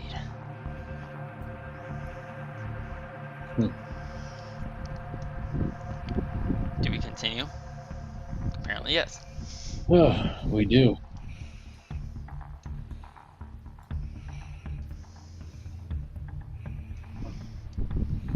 And now everyone can hear the pounding, the pulsing, the slow, sensuous rhythm of the drums. The drums, the drums, the drums. The walls are vibrating, almost visibly now. So we're heading towards a rave. Got it. Boom. Chakalaka. Boom. And Thea, you can see, you and Varin see ahead, the passageway splits.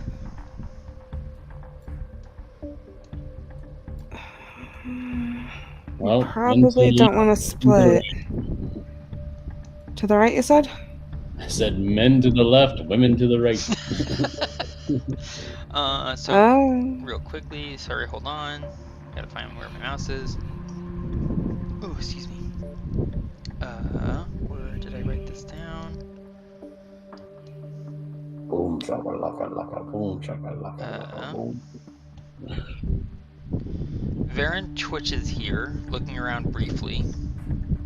Where is it? Oh. What's up, Hooch? That's a strange draft. Some air moving here that shouldn't be moving. And... okay, there it is. Thea, what is your passive perception? 16. Okay. Varin points at the wall to our left, the eastern wall. I can see there's dust missing from the wall, and I feel a draft of air.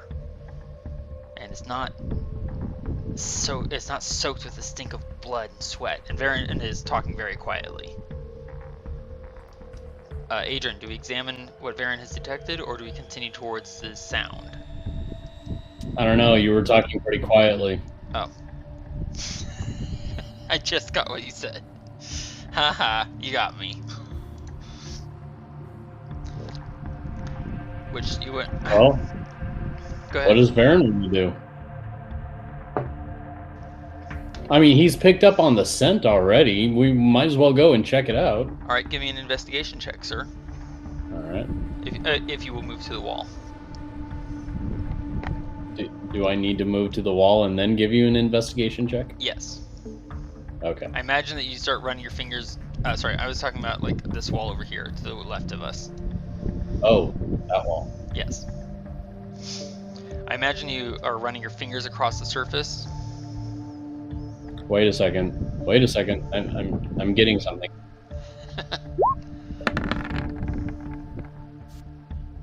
It's wet. It's moist. The stone here is actually not wet. Kind of surprising given the conditions of the pit that Thía just led us into. And after a moment, you notice that some of the rock doesn't feel quite like rock.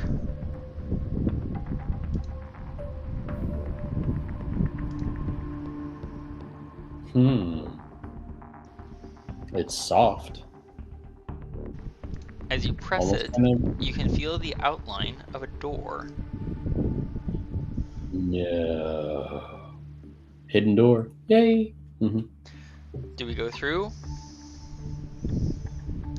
Well, this has piqued my curiosity. There's a short cry from somewhere ahead. A whimpering, moaning, piteous sound. Okay, Thea, that's not funny.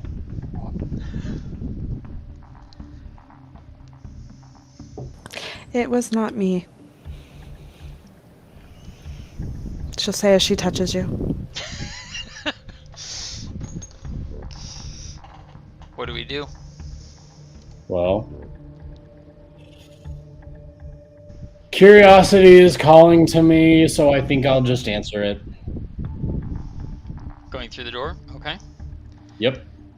It opens into a Ooh, very guys. narrow passageway. Okay, guys, it's gonna get real tight. Del, you coming? Yeah, but Varin seems like he's just standing there. Baron, Go on. coming? I'm gonna keep watch. And Varin's going to slink into the darkness and try and hide. Stealth. Actually, nat 1. I'm curious about something. How long does it take? Hold on. Hold your movement for a second, please, sir. There it is. 1 minute. So he's going to start spending some time while you start exploring. So I'll get back to Varin in a second. Sir, you're confronted by a blank stone door at the end of this hall. Or sorry, stone wall. Blah. Sorry. Well, it's quite blank. Well, have you felt it up yet? I never feel a door on the first date, thank you. I hurt myself. Thía, take an inspiration point. Ow.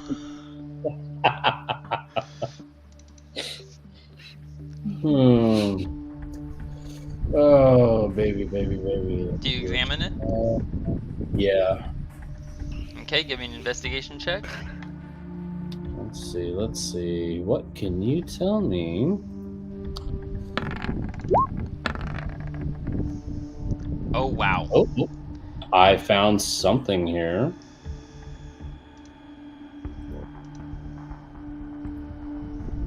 You find in the wall next to you a small hole through which you reach and only your finger actually can extend through, not your whole hand. And you press on a tiny little lever and the door starts to open.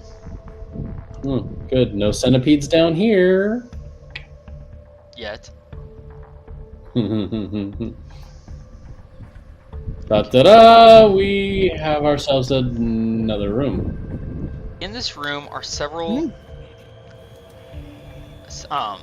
iron pallets, just plates of iron, upon which, crafted out of surprisingly well carved bones,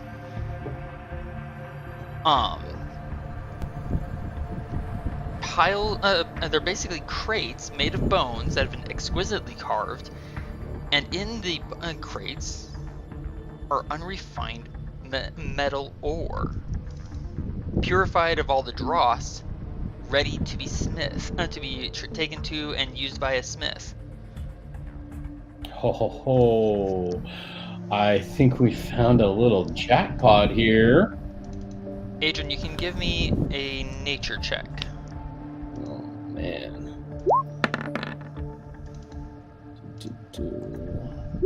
And Varin gets a... Oh no. Varin gets a 32 for stealth.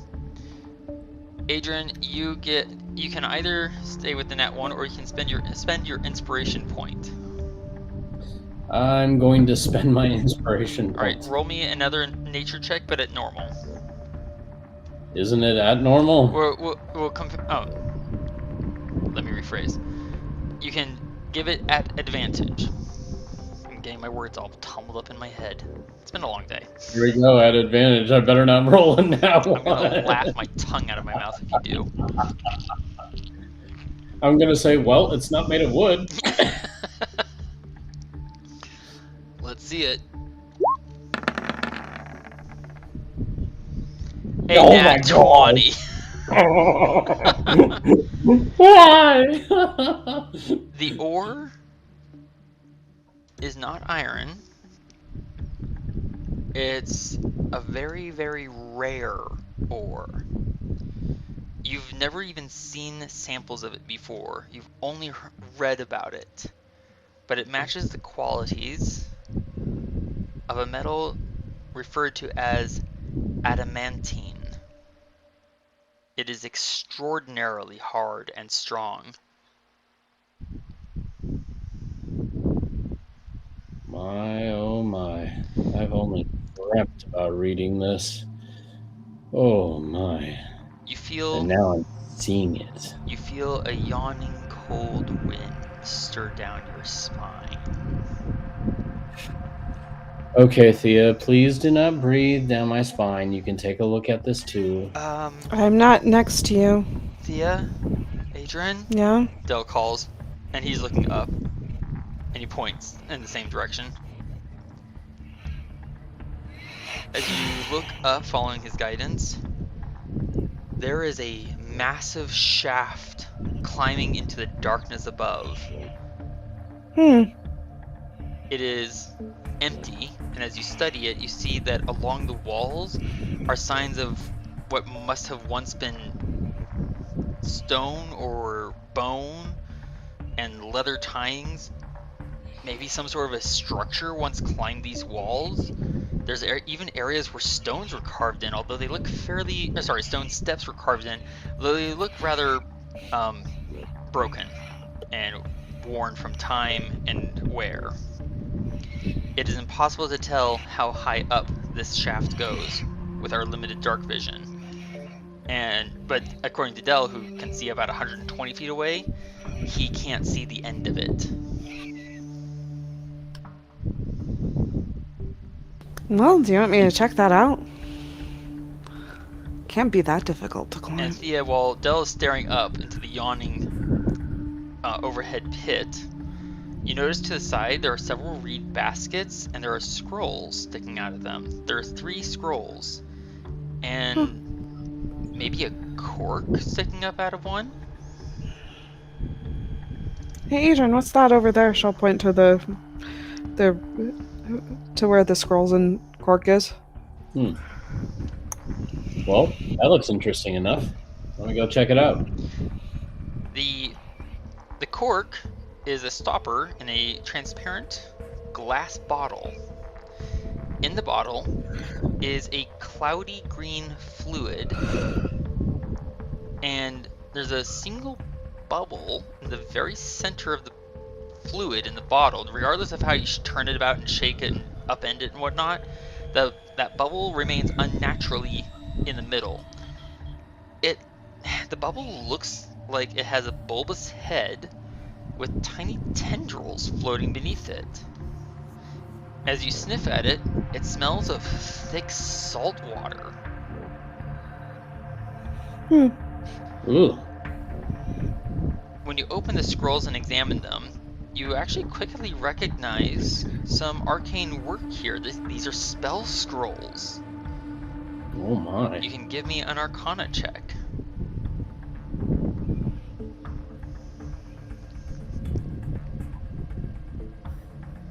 Had to switch back to normal. Thank you.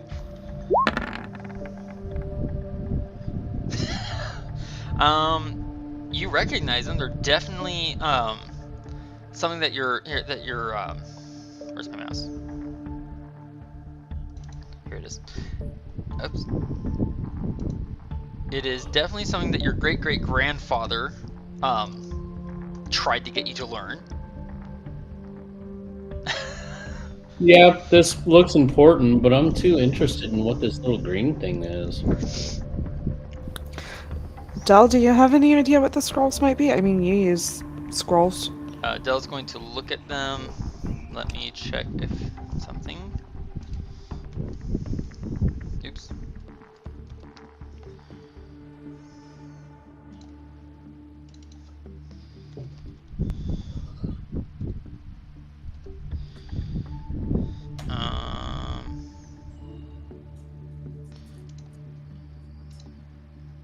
Well, these two and this other one. So these, I can tell that these two are the same, but this other one has different writing. I guess it's a different spell, but I don't understand what it says at all. In a more mechanical sense, these spells are not on his spell list, so he won't recognize them. Well, Probably read them. I'm just not really right now. Adran, you can give me one more Arcana check, or you can try and return to wherever Varin is. Oh, here, let me give it one more go.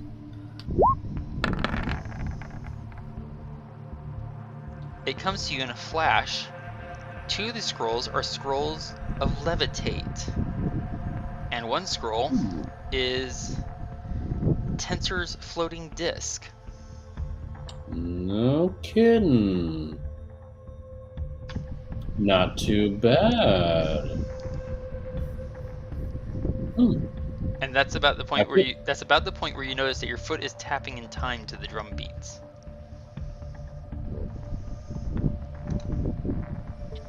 Well, I probably need to get out of here. well, do we want to explore the shaft above us, or are we good? I think we probably need to get back to Varin. I don't like the fact that we left him back in that tunnel. Does anyone else hear those cries? I think. Say what now? We heard some cries a little bit ago, but I don't hear them very much anymore. I don't hear them at all. Not in here, at least. Should we go check? Yeah, let's grab this stuff and get out of here. By stuff, you're talking about the bottle and the scrolls? And the ore. Are you grabbing? That's gonna be heavy. It's extremely heavy. Are you grabbing a sample of it? Because even that's heavy. Well. For perspective, these crates of bone, they're about 10 feet by 10 feet. Oh yeah, no. I'm not thinking about grabbing all of it, but if I could grab like a small sample of it, that would be kind of amazing. Okay. Let's see. What is your weight at currently? I think I'm at 160 something. 148.6. 148.6. Would you like to add 20 pounds to that? No, not really. Then I don't suggest you grab a sample. All right, I'll just have to remember where it's sitting. Del will reach over and pat Thea's shoulder. I think our scout can remember where it is. Okay. But let's take these scrolls and this little green guy with us. And though you said that one of your scrolls is Tensor's floating disc, right? After this area is not a problem anymore, we might be able to use the disc to get it out. True. And Thea, you and Del can give me perception. Adran, you can as well. Check perception checks. Nice. And perception. There it is. Okay, Del's the only one who doesn't notice. Adran, you and Thea both notice the drum beats have just subtly increased in tempo. They went from a quarter beat to a fifth beat. Do you return to the other tunnels? Yep. All right. Do you also close the door behind you, sir? No. Okay. Thea, well, whichever one of you is controlling Dell, I thank you. Alright, you can continue back through this very narrow passageway. It strikes you that this must have been a way to protect the ore as a valuable treasure. As you step back out into the hallways that you had left before, there is no sign of Varin. Great. Where did Varin go? And just as you step there, Varin's hand lands on your shoulder. Ah! And in the same moment, just before you can utter your cry, Varin's other hand slaps across your mouth, holding your mouth closed. Shh! Do you hear that? Oh, right, and I take my hand from your mouth. That it's moved up a little bit in the beat? Yes. It's still increasing. Right, now it's moved up to a sixth beat. Which way do we go? Which way sounds stronger? Which way sounds stronger? No worries, I do the same thing myself once in a while. Sir, whoever wants to can give me a perception check to try and determine that.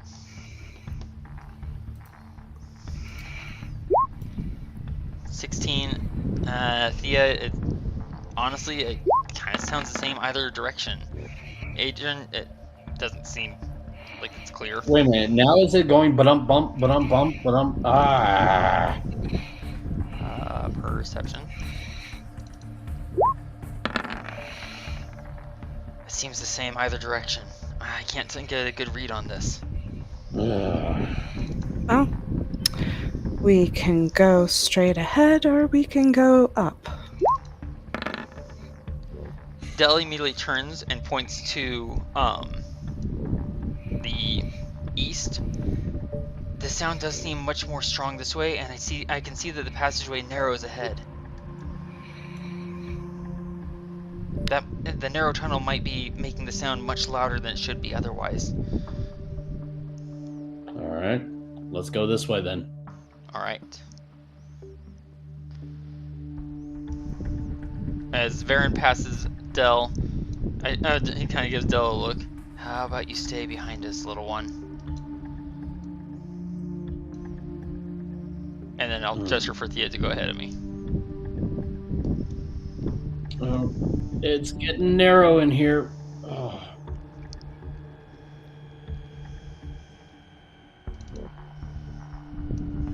Adran, the view is opening up before you, as well as the view of a precipice. You might want to a sharp decline from floor to further floor. You might want to proceed more slowly.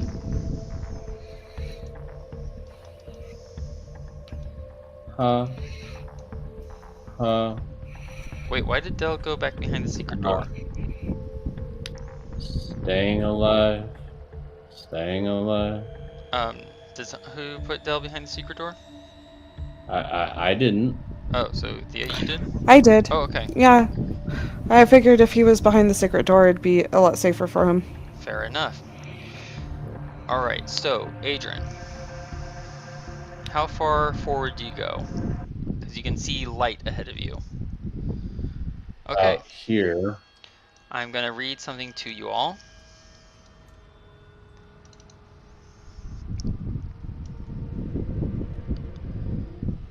Oops. There we go. This should pull everyone closer. The floor ends in an uneven ledge above a carved out pit in the earth. Over the ragged lip rises an unnatural lurid light, wavering and oft interrupted, casting elongated and warped shadows against the walls. As you draw close, we see below a scene of depraved, soul-rending horror. The source of light is an intricately wrought, multi-layered ring of magic. The carved symbols wrought with strange metals and inked by fresh blood, which is flowing into the circle from the points of an inverted equilateral triangle. Several Yuan-Ti cavort at each of the 3 points in grotesque parodies of affection with each other.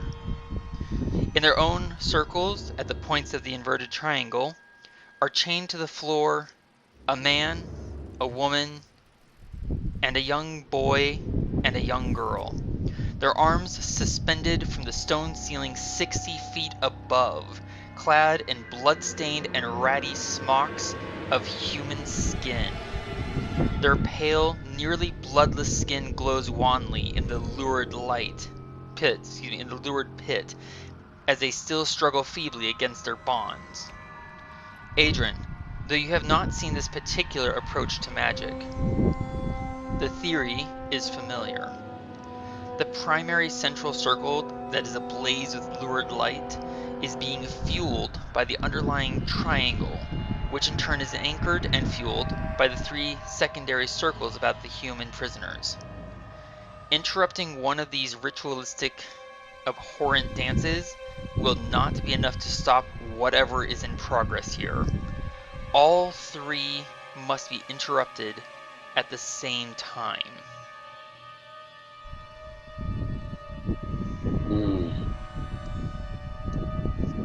To your left, you can see a ledge of varying height. So, I guess I gotta scroll back down. So it is from where we are at this very narrow passageway. It is 50 feet down to this floor here. About 10 feet below here to the left is a stone ledge that goes another 40 feet down, but it drops closer to the bottom of the pit over here. At our current height, we are 10 feet below the ceiling. The ritualistic the ritual going on and the primary circle are all that lights this unholy cavern.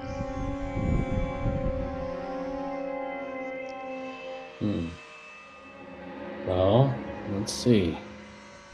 Most of us could use some levitation spells to levitate ourselves and get into the various spots that we need to be in. We only have 2 levitation scrolls. Well, the other one is a floating disc of some kind. I can also climb the ceiling. You can. But what we need to do is make sure that we get somebody at those other 2 lower spots. Also, and I'm guessing... Also, it's about this point that you realize that the drum beats we've been hearing are not drum beats. It's the Yuan-Ti's bodies slapping against each other and the stone floor, keeping their own time for their dances. That's pretty crazy. Okay, we need to stop this ritual thing, and we need to stop it in precise motion. We need to get at least somebody going to each and every one of those bigger snake creatures. I'm guessing. Got a few more people here and a lot more time to plan. I could probably come up with a better plan than just what I'm about to do. But I figure, hey, there's 3 of us, 3 of them. We get around each one of the leaders and we very stealthily, very quietly choke them or kill them or disrupt their concentration of some kind. We'll have a chance. But realize too that there are going to be innocents involved, and there's going to be a lot more other people to deal with. So when do we stop talking? Varin asks, as a bubbling snarl comes out of his throat. Well, You definitely have a. You're definitely going to be able to handle your guy in your little area. Thea, we're going to need your stealth moves and your precise and accuracy on this one. I beg your pardon, Adran. I heard precise and I missed the word after that. Precise. I forgot what I actually said. Accuracy. That's what I said. Okay, Your thank precise accuracy. Did you want to assign us targets or groups? Well,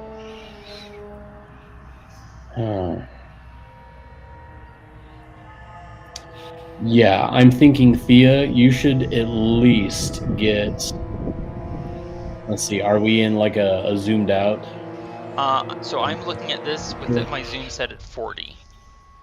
Yeah. And as I mentioned, there are 3 separate groups. One that's closest to us, one in the northwestern corner, and one in the northeastern corner. The northwestern corner is where the man is, the northeastern corner is where the woman is, and then the 2 children are bound together in the southernmost circle.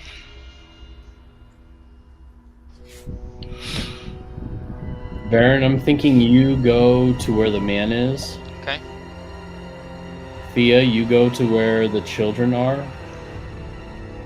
No, I'm sorry. You go to where the woman is. I'll go to where the children are. Okay, I'm going to put tokens on each member of the groups that you've targeted us to. So red on a token is going to indicate Varin's targets. Red markers, excuse me. There we go. Thea, what color would you like? Orange. Okay. Orange it is for you. Come on.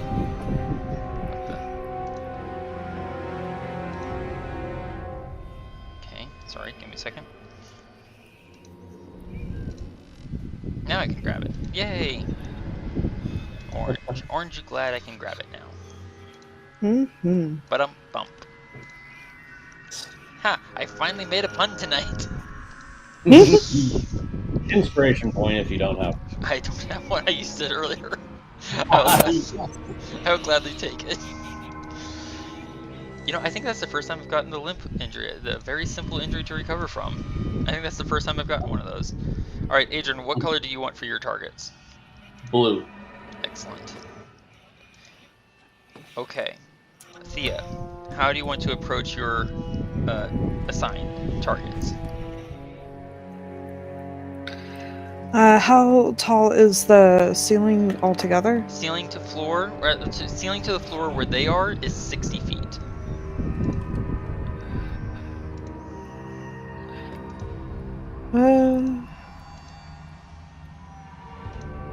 I guess I'll just climb around them. Okay. Now, bear in mind, well, if you're hanging onto the ceiling or the walls, you will not be able to use your longbow. Yeah, but there's space behind them, isn't there? Not that you can see. From what you can see, there is at least a wall.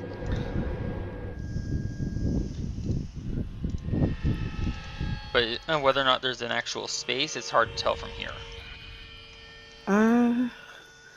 Well, she'll start that way and see if there's somewhere else where she needs to be, because if worst comes to worst, she can just always come down here stealthily and go at her targets from there. Fair enough. If you're going to start climbing, I need a stealth check from you, please. Okie dokie. And depending on how slow or not you go, you could also roll with advantage. She'll go slow, half speed, just because. I'm gonna go ahead and bring up the initiative tracker, but that's just so I can start assigning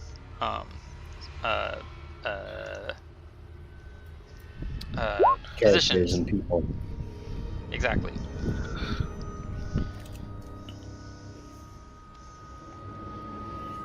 Okay, so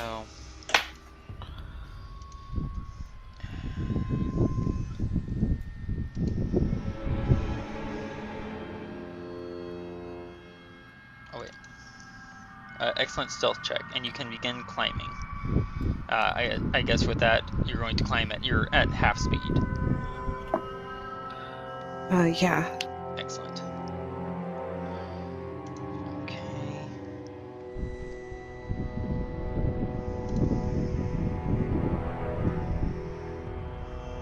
And this one. Adran, how are you going to hold this position?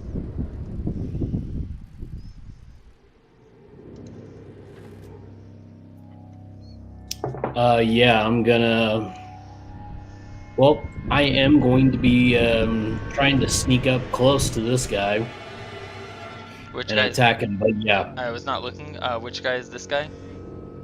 Okay. this leader one down here. Okay, I am still assigning initiative rolls. Can you please give me a stealth check, sir, in order to see if you can quietly approach him? Yeah, I thought I gave a nat 20 on that one, but well. That was a while ago. Yeah. Okay. Here we go.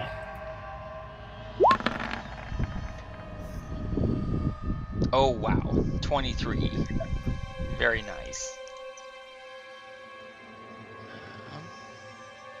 So that'll be a good one. Indeed.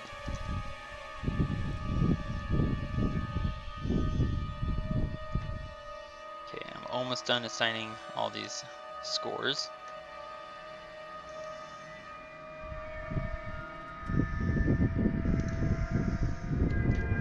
There's only a few.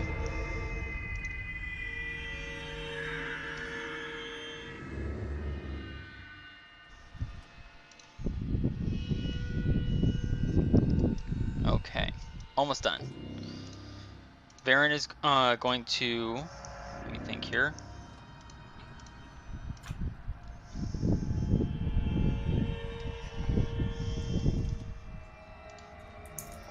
And move something over so I can actually see what it says. That would help.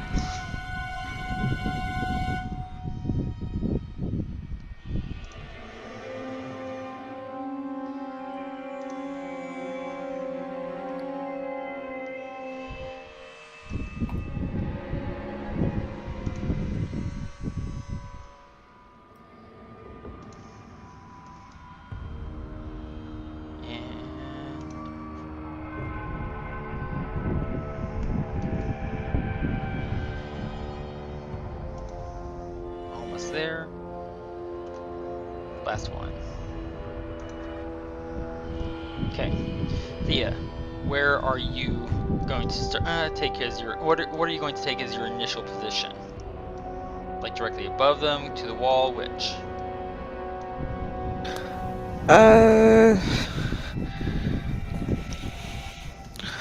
Well, I think a lot of it depends on like what it's like when she actually is able to see. So. Okay. You can start making your progress across from your current position. Excuse me. Along. Are you going to climb up to the ceiling? Yeah, she'll probably crawl like to where she's still on the wall, but like close to the ceiling. That way, she's not as noticeable. Sure. Adran, you're climbing straight down. Yep. Okay. And Varin will climb down to this ledge here. Oh, and Varin also needs to give a stealth check. Oh, I know what's going on. Sorry, everyone, for not remembering this.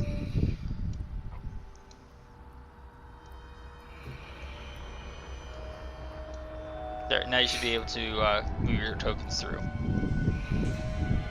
I apologize. Oh, cool. And now Varin's stealth check.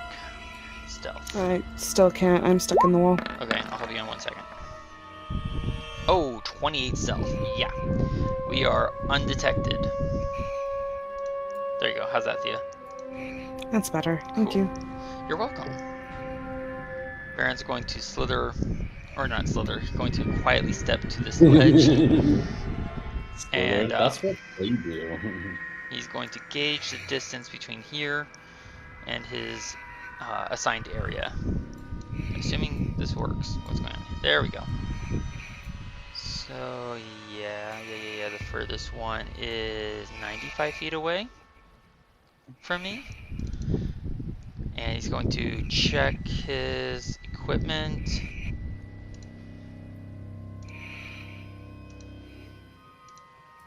So they're in range of either of my ranged weapons. The snake people are continuing to dance fervently, and they are definitely increasing in pace and, shall we call it vigor? Especially whenever they bodily press themselves to each other. And Vigorously? sorry?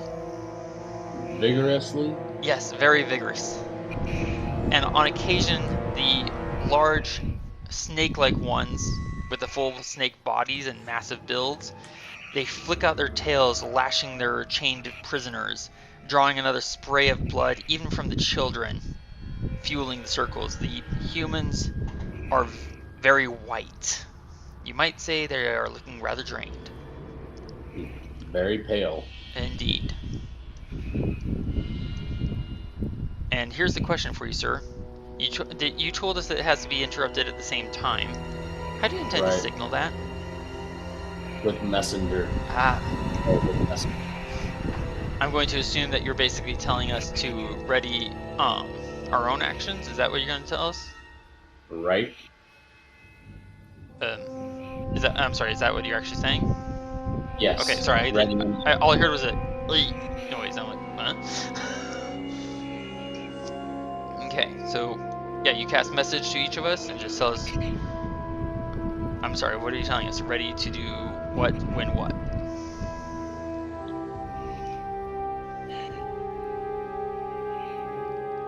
Get yourself in place and then ready to go, and then when I ignite my sword, that's when we strike. You get a quiet mental reply from Varin, acknowledging that. Even as Varin pulls out his longbow, I think this is a good time for it. Thía, do you consider yourself in position? She'll say it's gonna take me a little bit longer. Is there like a ledge along here that she might be able to like set herself on? Give me a perception check at normal. Both because of your skulker feet and also because that ring is providing you some light. There is possibly a ledge you might use. You would have to anchor yourself rather well into it. Do you have any pitons? I know you have rope. No. Okay. I do have an immovable rod. That is also a good idea. You can, So, yes? what she might do is she's gonna climb to over here. Okay. And when Adran first sends that message, she'll say, "Okay, it's just gonna take me a little bit longer so that I can actually see your sword flare, because where I'm at currently, I can't." Okay.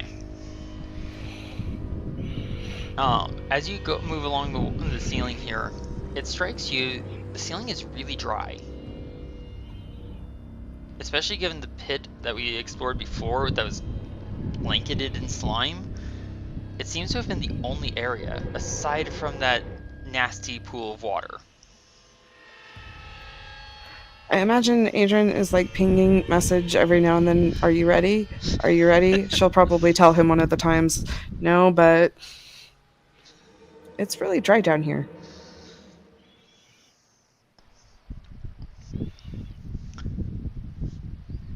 Any response for you, sir? Just still waiting for her to get into position. Spamming, are you ready? Are you ready? Are you ready? The little girl in the circle before you, sir, whimpers and cries. She's no longer even able to summon out tears. We need to get 'em moving. Okay, so she'll put the movable rod at a distance where she could just sit on it. Okay. You are going to activate it, which does require the press of a button. So please give me one more stealth check. You're not moving as you do this, so you do get to advantage.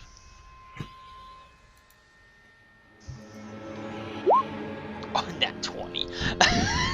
Yeah, you manage to muffle the sound of the clicking button by wrapping it in your cloak. And you have your reliable support. And now you can finally reply in the positive to I'm Adran. ready. In position. Mhm. I'm going to send a quick message to Varin. You ready to rock? Been ready. Then, using a spell from my spell slot, I ignite my sword with flame. Excellent. Adran, Thea, and Varin can all roll for initiative.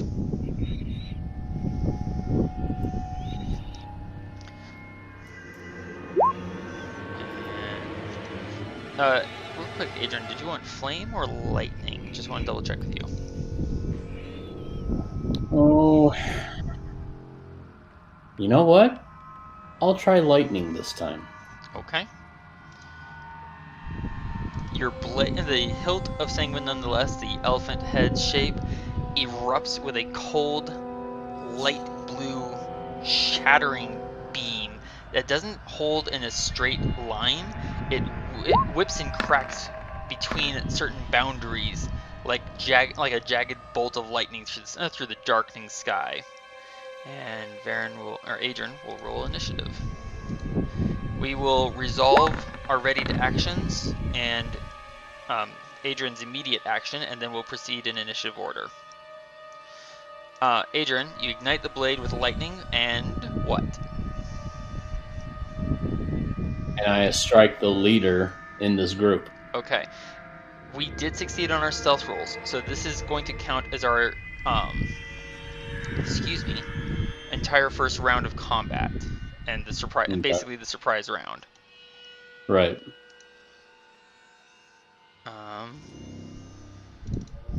All right, so go ahead and give me the first attack roll. Okay. As I suddenly realized that my other screen is too far down to see anything.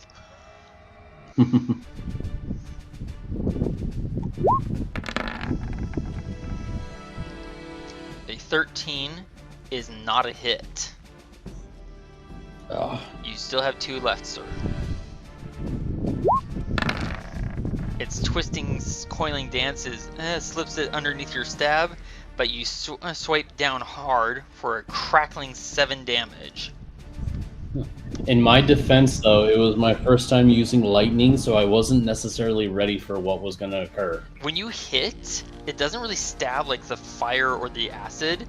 It more like lashes across the entire body for a brief, lightning burning instant.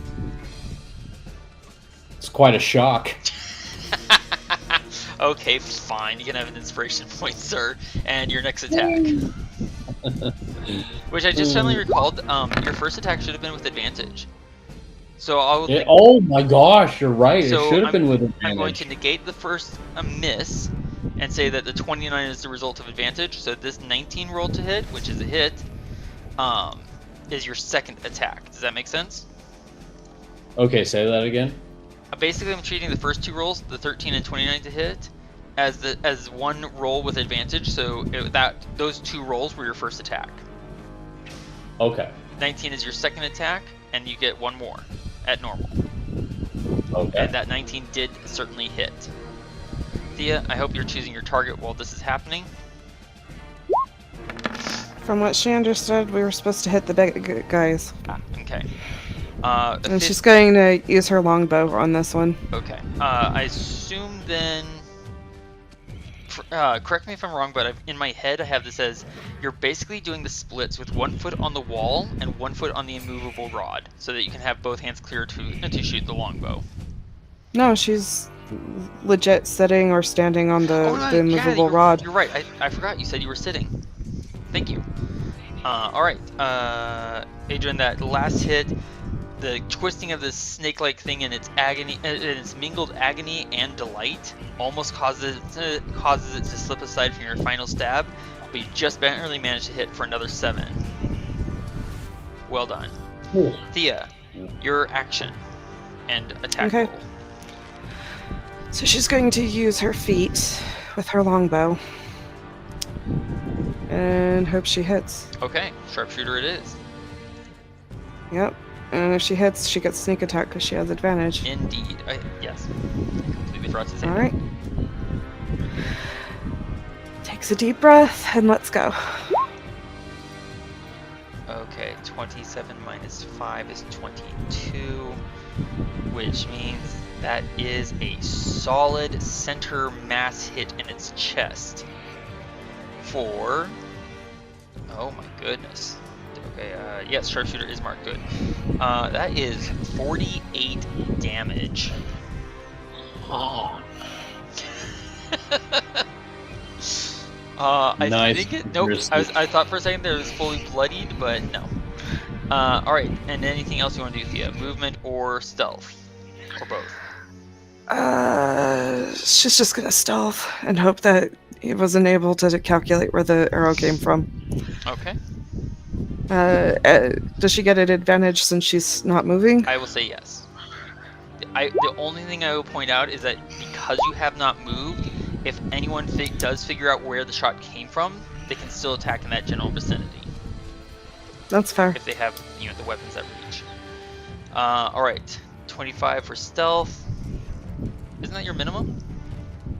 Yeah. Nice. Yep. I need to measure something. Okay, so because I know we started late, and that's my fault. I apologize, everyone. We have used up our whole time. Do we want to finish 1 or 2 rounds before we call it quits? It is up to you, Thea. Why don't we go ahead and do that? Because we're gonna have to be off for the next couple of weeks. So. That's right. Next week. I'll mute out or delete the sound of names. Sorry. Oh, you're fine. My sibling's here next week, and the following week, because my sibling doesn't leave until the following Sunday, the 13th, I believe it is. Okay. So everyone around that's dancing around that man is actually in range of Valdi. Go. And do I want to use? I'm not going to use Hunter's Mark, or at least not yet. So first shot is with advantage, and that first shot will be towards Snake Guy, the big snake guy. Oh gosh. And you're using your bow. I'm using my longbow. It's been a while. I'd say go for it. And because I'm attacking with advantage, I have a clear line of sight. Excellent. Come on. I'll actually use my sharpshooter ability. Since I do, after all, have that feat. Why not? So sharpshooter. And sharpshooter. And elven longbow with advantage. Oh my gosh. goodness. So that is 26 to hit for a total of 19 damage.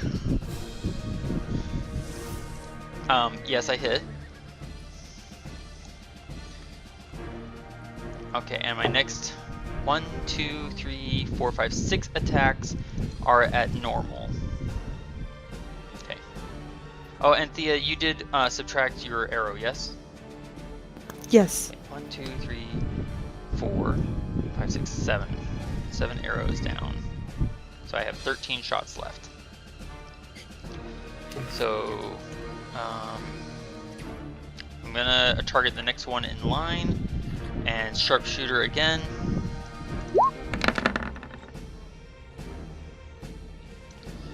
A 20 to hit. Oh gosh, yeah, that hits for another 19. And well, might as well just keep it up. Chug, chug, chug, chug. 17 minus 5 is oh my goodness, that's actually a hit. For 17 damage. Well, third time was apparently the charm. Let's try another. Nat 20. Oh my gosh. So that's that's 30 points of damage. watch this person's health bar.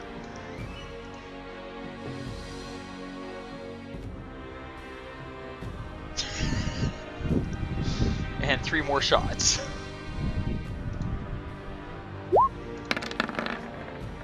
Just going in a circle. Oh my, what? Oh my gosh. No way. That's 14 and 10, that's 24 damage.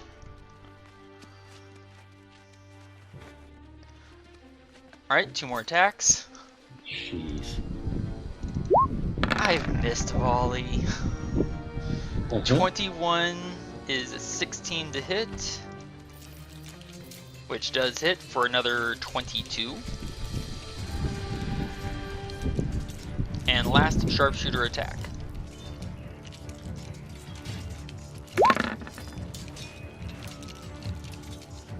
15 minus 5 is 10, which is a glancing blow. So 18 have 9. I hit all my targets. Nice. Alright, so let's get...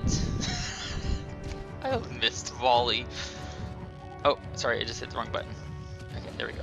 Oh, it didn't do anything. Yay! Okay. Let's get a turn order up, and I'll sort it out.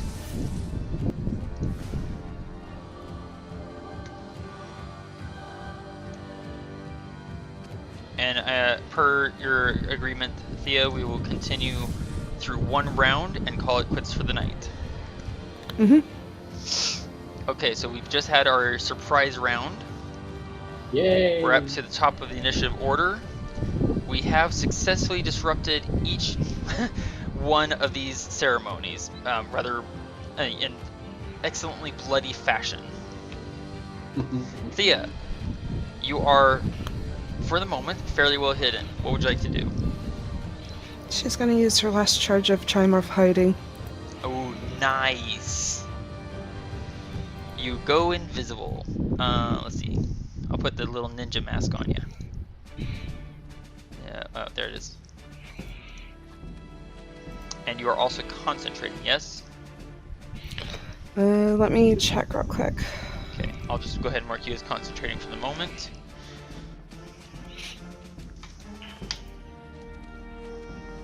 No, yeah, it is concentration 1 minute. Okay.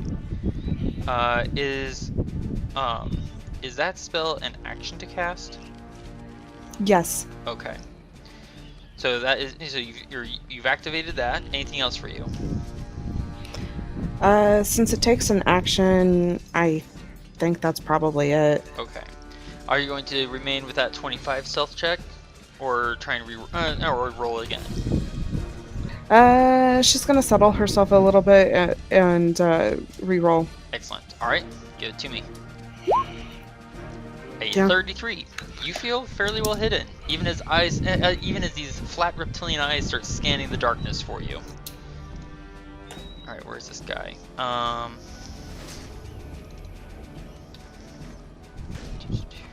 Okay. Languages. Come on. That's not helpful.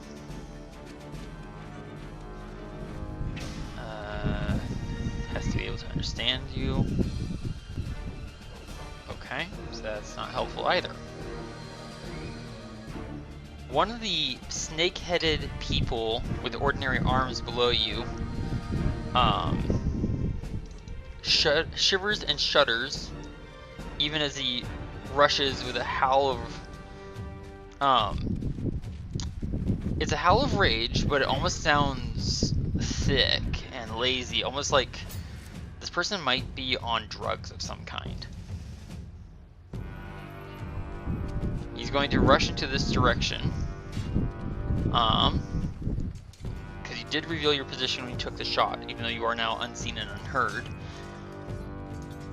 And his body ripples and turns into a medium-sized snake.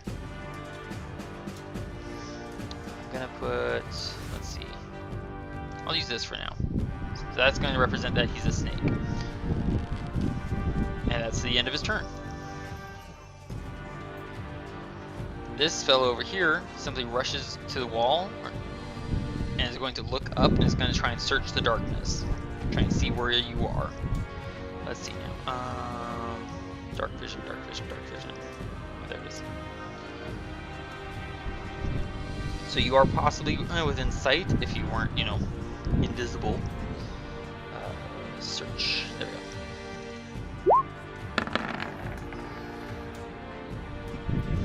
He hisses in annoyance that he can't see anything. However, he does see an odd silvery rod glinting in the light up there. Alright, and down here, sir, one of these, it's clearly a female who looks fairly normal, kind of like Callus did. How normal Callus looked. Except there's something shifty about the eyes, and oh, she has a forked tongue. And she comes rushing at you. She is not wearing much. By which I mean she's not wearing anything.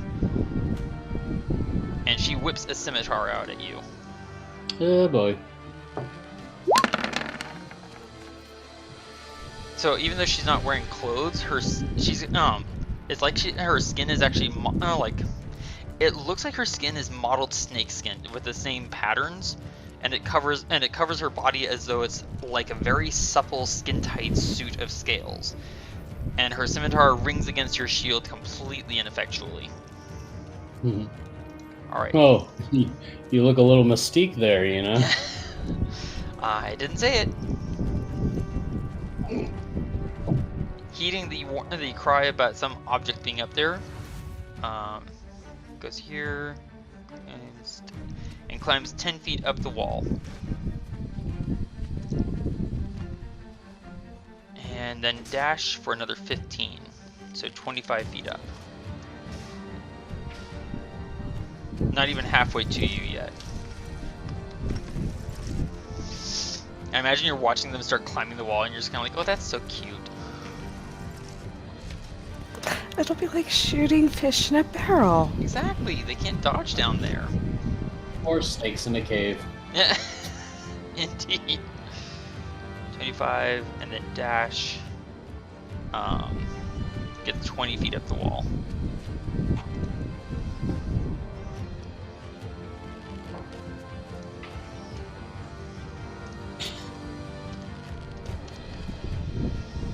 And save that. Howling in pain, spilling blood from the shoulder, this guy is going to rush south and dash to try and get to Varin. 60 feet.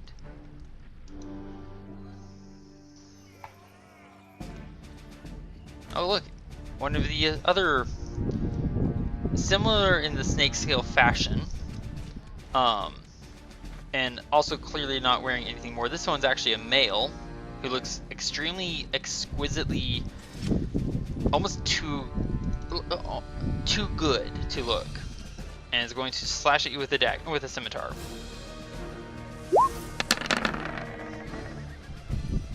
Getting a 16. I know that doesn't hit you. Seriously? Really? You come at me with a curved toothpick? 60 feet. Hey Varin, look, they want to come play with you too. Let them come. They're Love just the gonna quote. gather up nicely for me. Where's this one? Volley, volley, oxen free.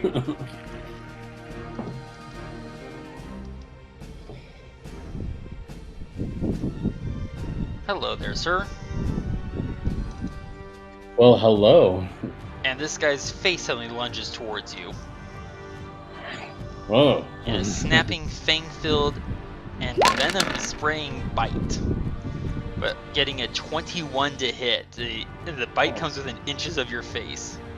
When was the last time you flossed, sir? And then its scimitar sweeps around at your side.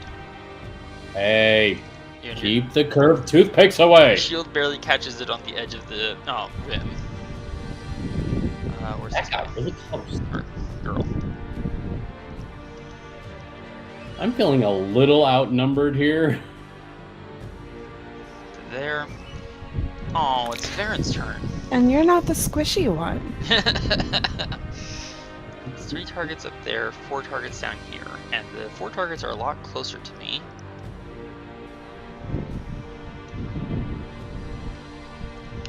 Let's put this down here and see how that affects my shooting. Oh look, I can catch all 4 of them in this in the range of volley. That's nice. Do I want to cast a spell right now? I can only affect 1 person with Hunter's Mark. Doesn't make it very useful in this circumstance. I'm just gonna volley 4 times and sharpshooter on each of them.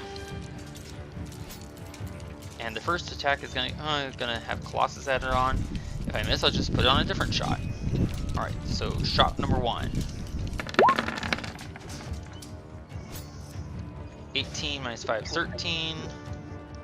Excuse me, which just barely hits. It doesn't look. Did Colossus? Okay, Colossus Slayer did roll. Good. Except I got 2 on Colossus Slayer. So that's a total of 24. Watch that snake-headed fellow. Insta-bloodied. Alright, goodbye Colossus Slayer. Thank you for your help. Next person in line, right next to him.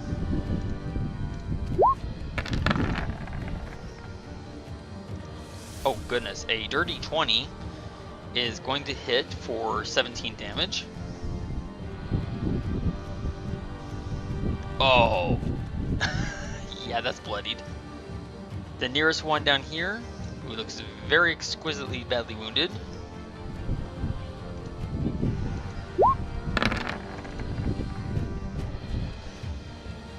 Uh, 12 sinks the shot through the person's left eye, and when the arrow bursts out the back of the person's head, there's actually about a bit of the eye still on the head of the arrow. So I guess they got to see the inside of their own thoughts.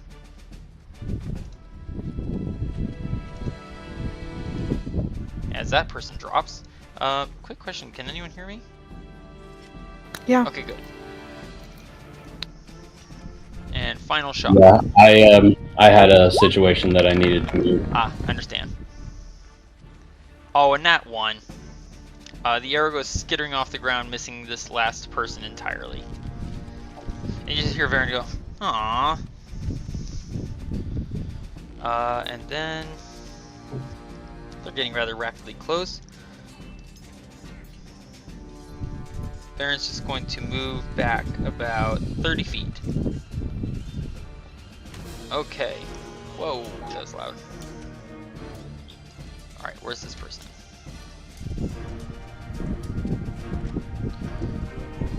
This lady down here, Thía, is going to scream in fury and start climbing the wall. Only about 15 feet off the ground. So many open targets for you.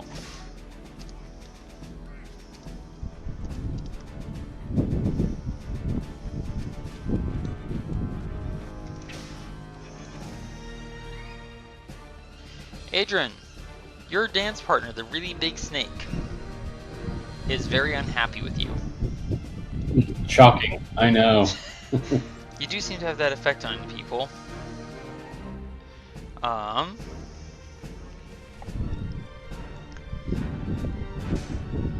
So he's going to lash his massive tail out at you. Oh boy, here we go.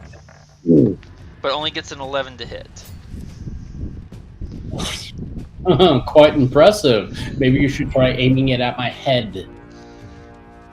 It's going to take your advice and lash out at your face with its fang-filled poisonous mouth. Come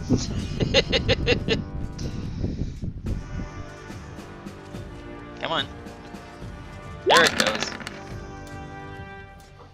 Getting a 16, and then it also sweeps its massive scimitar off its back. Getting a 24. You barely catch it between shield and lightning flickering sanguine nonetheless. Okay. I walked into that one. I'll give it to you.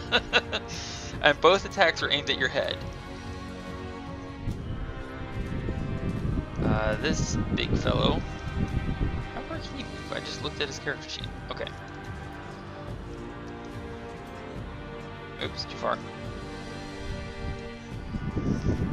Takes off of its back a huge longbow. And then takes out an arrow. And the shaft of the arrow transforms in its hand from an arrow shaft to a small arrow-sized bolt of lightning. Oh, I would love one of those. And it's going to shoot at Varin.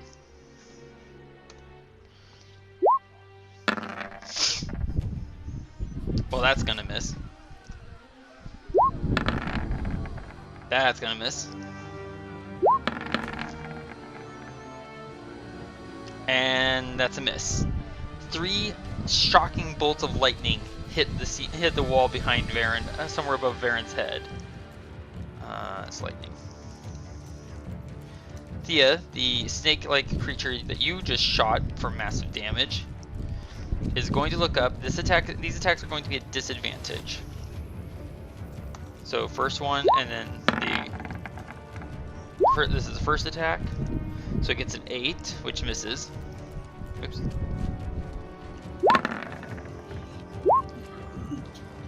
A 17, which I believe also misses.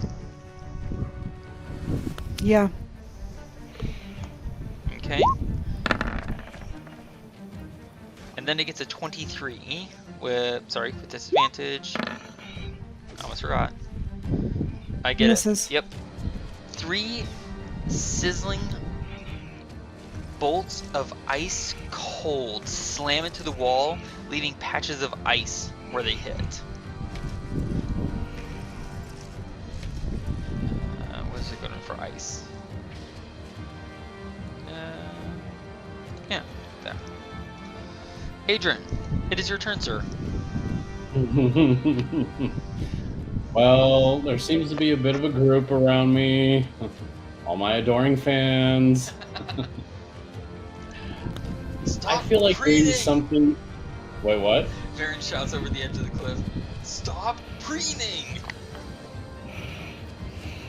Oh, I do feel a bit outnumbered, but I really do need to level the playing field, so I'm gonna do something a little crazy. Oh no. I drop my sanguine nonetheless on the ground. Okay. I dive into one of my satchels and I pull out a bottle. A particular bottle Oh no. of growth. Of what? Of growth? Of growth. Oh gosh.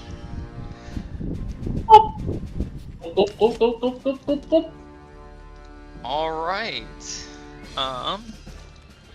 That's not the right thing.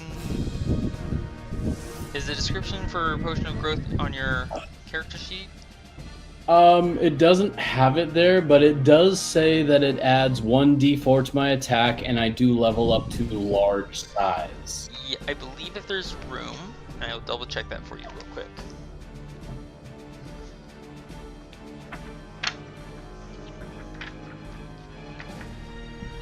I've been wondering when you were going to use that. Now I know. Okay, Potion of Growth. Here it is. Alright, so roll me 1d4, sir. Alright. Let me get to the dice thing. Roll 1d4. So you are enlarged for 2 hours. No concentration required. Cool. So every attack that hits, I believe if it's a melee attack. No, is it? No, it's any attack I think that hits gets an automatic 1d4 added.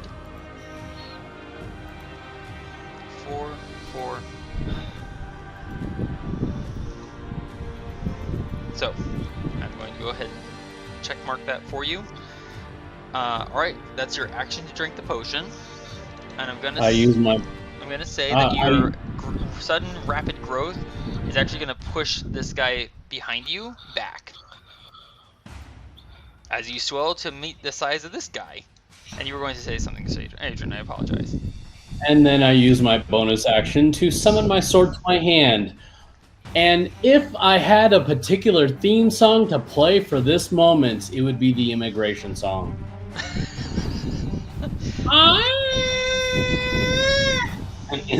You know what I mean? I didn't know that was called immigration, but okay then. Yeah, it's called the immigration song, but it's the song that's used during like the Thor Ragnarok thing. Question for you. Did you want to use action surge to attack? Oh, I was actually gonna save that for another time, but you kind of talked me into it. I kind of want to see what the results are gonna be when I do attack. I didn't talk you into it. I just asked a question.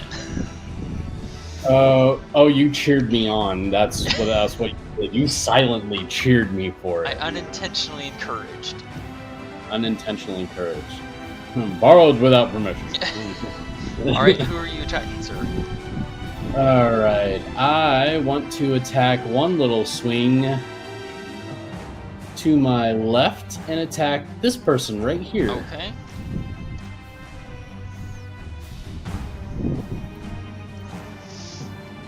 So just making sure you see that one. I see it. Go for the attack. Alright. He is screaming in fury.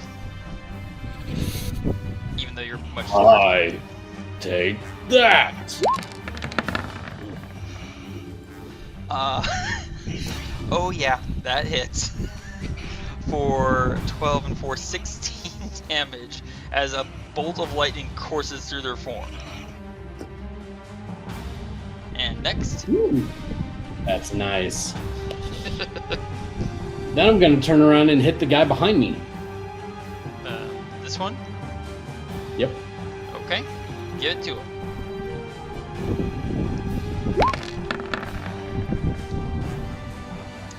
That is also a hit for another 16. And your next and final attack, sir. I'm gonna hit the big guy again. Excellent. Bear in mind that because you took the potion of growth, it does not require concentration, which means you can cast concentration spells and still be big. Oh yay! Just thought I would, mention that. Oh, why? Thank you. Minor detail. All right, final attack, sir. And one for you, buddy. A 13 is a hit. Slithers and bolts around in a curious miasma of circling coils, and your stab goes through an open hole and completely misses. Ah. And then it laughs in your face. It's not goading you or anything. Oh, please goad me. I want to be goaded. This guy's going to dash. This person's going to dash. It only gets 15 feet up the wall. They know the shots came from somewhere up there. Beyond that, they don't got a clue. Okay, there is that one. And Adran, actually, Thea, you notice this. Adran, you can't see it. Thea, you notice that none of these creatures, all of these creatures that are in actual movement, they're all making a decided effort to not cross the edges of that big circle.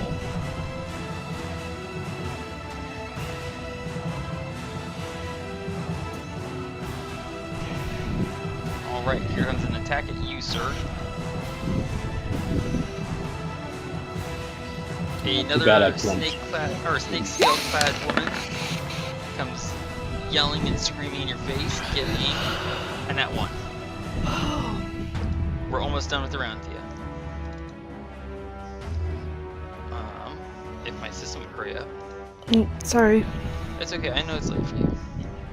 It seemed like she tried to attack me, but she tripped over something. I wonder if it was her ego. This guy is going to go here and then can't quite reach you, so he's going to have to dash.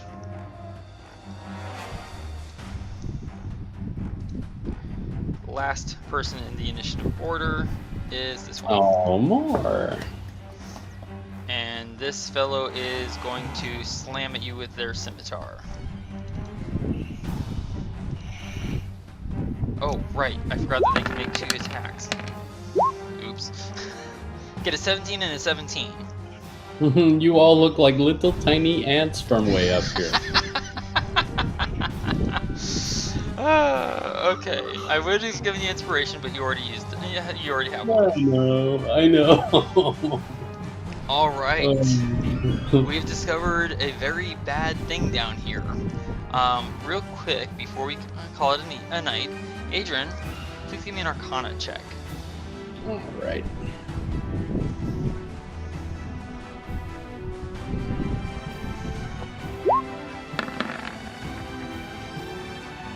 The primary circle has not stopped. We might, we don't know this for sure, but there is a chance that we might be too late to stop whatever is in progress here. Oh no. Maybe. We will have to find out next time. Alright, Thea, I believe you said you're not able to play next week, is that what you said? And the week following that. The week following that, okay. So, Adran, I will put it to you. Thea, I believe you've said before you're okay if we play without you? Mm-hmm. Okay. Thank you for the clarity on that. Adran, it is up to you. Do the next 2 weeks sound doable to you for play, or are you going to have to call out for one or both of them? Well, I would probably have to check my schedule, but I'm fairly certain that I should be open for those nights. Okay. Please keep me in the loop. Thea, I want to thank you so much for staying up late to keep on playing. You are an absolute trooper, and it is always fun to see just how many different ways you can employ that rod of immovability, especially when I keep on forgetting you have it. Oh, Adran, if you're the one doing my character, I have four speeds. I was planning on pelting them on the people that are climbing. Okay. Oh yeah, you also have 4 speeds. Okay. I believe it's... Yeah, because, so what it does is it has a 10-foot radius. Everyone within that 10 foot has to make a dex save or take 5d4 force damage, and they're stuck there for a minute. Any who fail the save is moved, is out of action and half speed. I don't know that I wrote everything, but I figured if they were high enough up, not only would they take force damage from the force speed, they'd also take falling damage. Let me double check for you, so you can confirm if that is going to be your plan or not, okay? Oh, it probably is, because, like, them taking damage. I don't know what the save is for the dex save either. Beat of force, not force speed. Yeah, beat of force. Oh, wait a second. I actually have some force speeds. You do or indeed. something like Alright. that. You can use an action to throw the bead up to 60 feet. It explodes on impact and is destroyed. Each creature within 10-foot radius of where the bead landed has to succeed on a DC 15 dex saving throw or take 5d4 force damage. A sphere of transparent force that encloses the area for 1 minute. Any creature that failed to save and is completely within the area is trapped inside this sphere. Creatures that succeed on the save or are partially within the area are pushed away from the center of the sphere until they are no longer inside it. Only breathable air can pass through the sphere's wall. No attack or other effect can. So if you trap them inside the sphere, they're trapped there for the whole minute and nothing can hurt them. That's fine. And It takes them out of play for a minute. Indeed. An enclosed creature can use its action to push against the sphere's wall, moving the sphere up to half the creature's walking speed. The sphere can also be picked up, but its magic causes it to weigh only 1 pound, regardless of the weight of whoever's inside. So basically, anyone who gets trapped inside a 10-foot radius? Dang, that's huge. 10-foot radius sphere. They're basically a hamster in a ball. I just realized you said 10-foot radius. That means the whole circumference is 20 feet. Uh-huh. Holy mackerel. Oh, wow. Just be careful not to land it too close to yourself. Well, that's why what I was thinking is because the one guy that's underneath her, he's not climbed the wall yet. I figured what she would do is hold her action until he's about even with the people, with some of the people there. Okay. Alongside of the rope, and then throw it just at them to trap as many of them as possible. Let me see if I can measure that out for you. Actually, you know what? I'm not going to do that right now. I'll do that later. Alright, so you're confirming that your intention is to use Beat of Force when the snake-headed guy who's still on the ground starts climbing, or climbs close to his companions. Is that right? Yep. Okay. Or at least close enough to get it within that sphere attack. Excellent. I will make a point to write that down so that I can share that with Adran in case he and I forget. Yeah, because I figured his turn's directly after hers.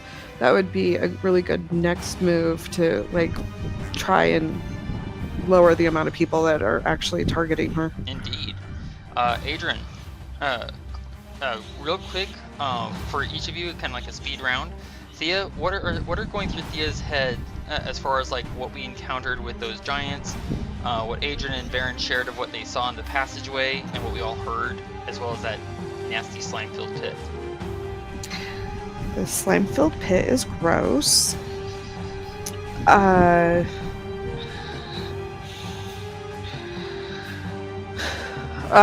Which cavern was the other one that you were asking about? Not a cavern. So we all heard those mental words. Adran and Varin saw an illusion of a creature in the passageway that you did not see. So your thoughts on that, on the description of it? Well, clearly it wasn't real, so I guess it was something from their something that they wouldn't like to come across. Fair enough. And thoughts on the encounter with the flying invisible giants? Sounds like a weird sports team. Yeah. Thoughts on that? She wonders where they went off to. Did they just get pulled out of the rhythmic beating whatever meditation thing, and they're like, oh, we better get out of here because I don't want to die? Or are they planning to ambush us later? Interesting questions. And I know it's late for you. If you want to head out before you hear Adrian's answers to the same questions, I get it. Or you can stick around, you're welcome to. Okay, stick around. Alright, Adran, thoughts on that slime-filled pit? Slime-filled pit was really disgusting, and yeah, never want to go back there again. The apparition we beheld of the unreality brought into reality. Yeah. At first, when you were describing it, I thought it was going to be the infamous gelatinous cube.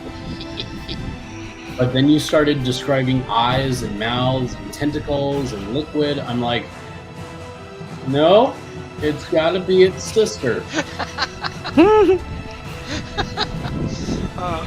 Excuse me. Thoughts on what went down with the flying invisible giants? It really does sound like a sports team. Yes, definitely clever, definitely tricky, and yes, a fun challenge. Excellent. Even though they suddenly turned and inexplicably ran. Yes. And we are very, very frightening people. and to all appearances, willingly went into the water. Willingly. That is frightening, knowing how crazy gross it was. One final question for both of you. Thoughts on the find of adamantine ore? Oh my gosh, please. I want to turn that into like a shield or some type of weapon. Oh, cool. Well, as a player, I think it's pretty cool. I'm not sure what Thea knows about adamantine. Basically what Adran shared with her. She Go ahead. thinks it'll make something interesting. But Valid. then it would be really cool if we made really awesome armor for Del. Yeah. I'm going to go ahead and point out Del's not going to be good in heavy armor, and adamantine is heavy. Oh, that's right. I didn't realize it is heavy armor. Mm-hmm. Yeah. Anyways, Well, you could just have my armor and I'll have the heavy armor. so here's the picture for you, sir. Adamantine armor can be medium or heavy. A suit of adamantine armor is, a suit reinforced with adamantine, which is one of the hardest substances in existence, negates any critical hit against you. Or rather, negates the extra damage. So for you, if you had adamantine armor and a nat 20 hit you, the nat 20 would still hit you, but you would not take the extra damage. Here, hold my shield. What was that, Thea? It'd be like the regular damage would hit, but the rest of the damage wouldn't. What would be considered the crit damage. Yes. But I will point out, sir, that this would be pretty heavy for you to wear. Yeah. Just pointing that out. Thea, I want to thank you again so much for playing and bringing all your skill to it, and what are always fun and apparently sometimes really creepy and disgusting encounters, including this depraved scene with snake people. I hope you have a wonderful night and enjoy your next 2 weeks. Yeah. Would you like us to keep you posted about anything that happens with Thea? You guys could probably just give me a synopsis when I get back. Okay. All right. Thank you. Do let me know if she dies, though. So. I will keep you from dying. I'm pretty sure Del will be able to do something. We'll have to see. Thank you again, and I hope you have a wonderful 2 weeks. Yeah. Thanks. Absolutely.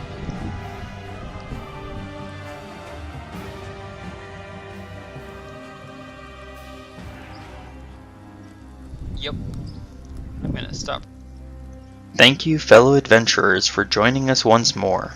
Please comment below to vote on what monsters you want to see Adran, Thea, and Varin take on next. You can vote for more than one kind at a time. Ankylosaurus, Death Dog, Giant Hyena, Giant Scorpion, Giant Vulture, Manticore. Thank you for watching, and I hope we'll see you again next week.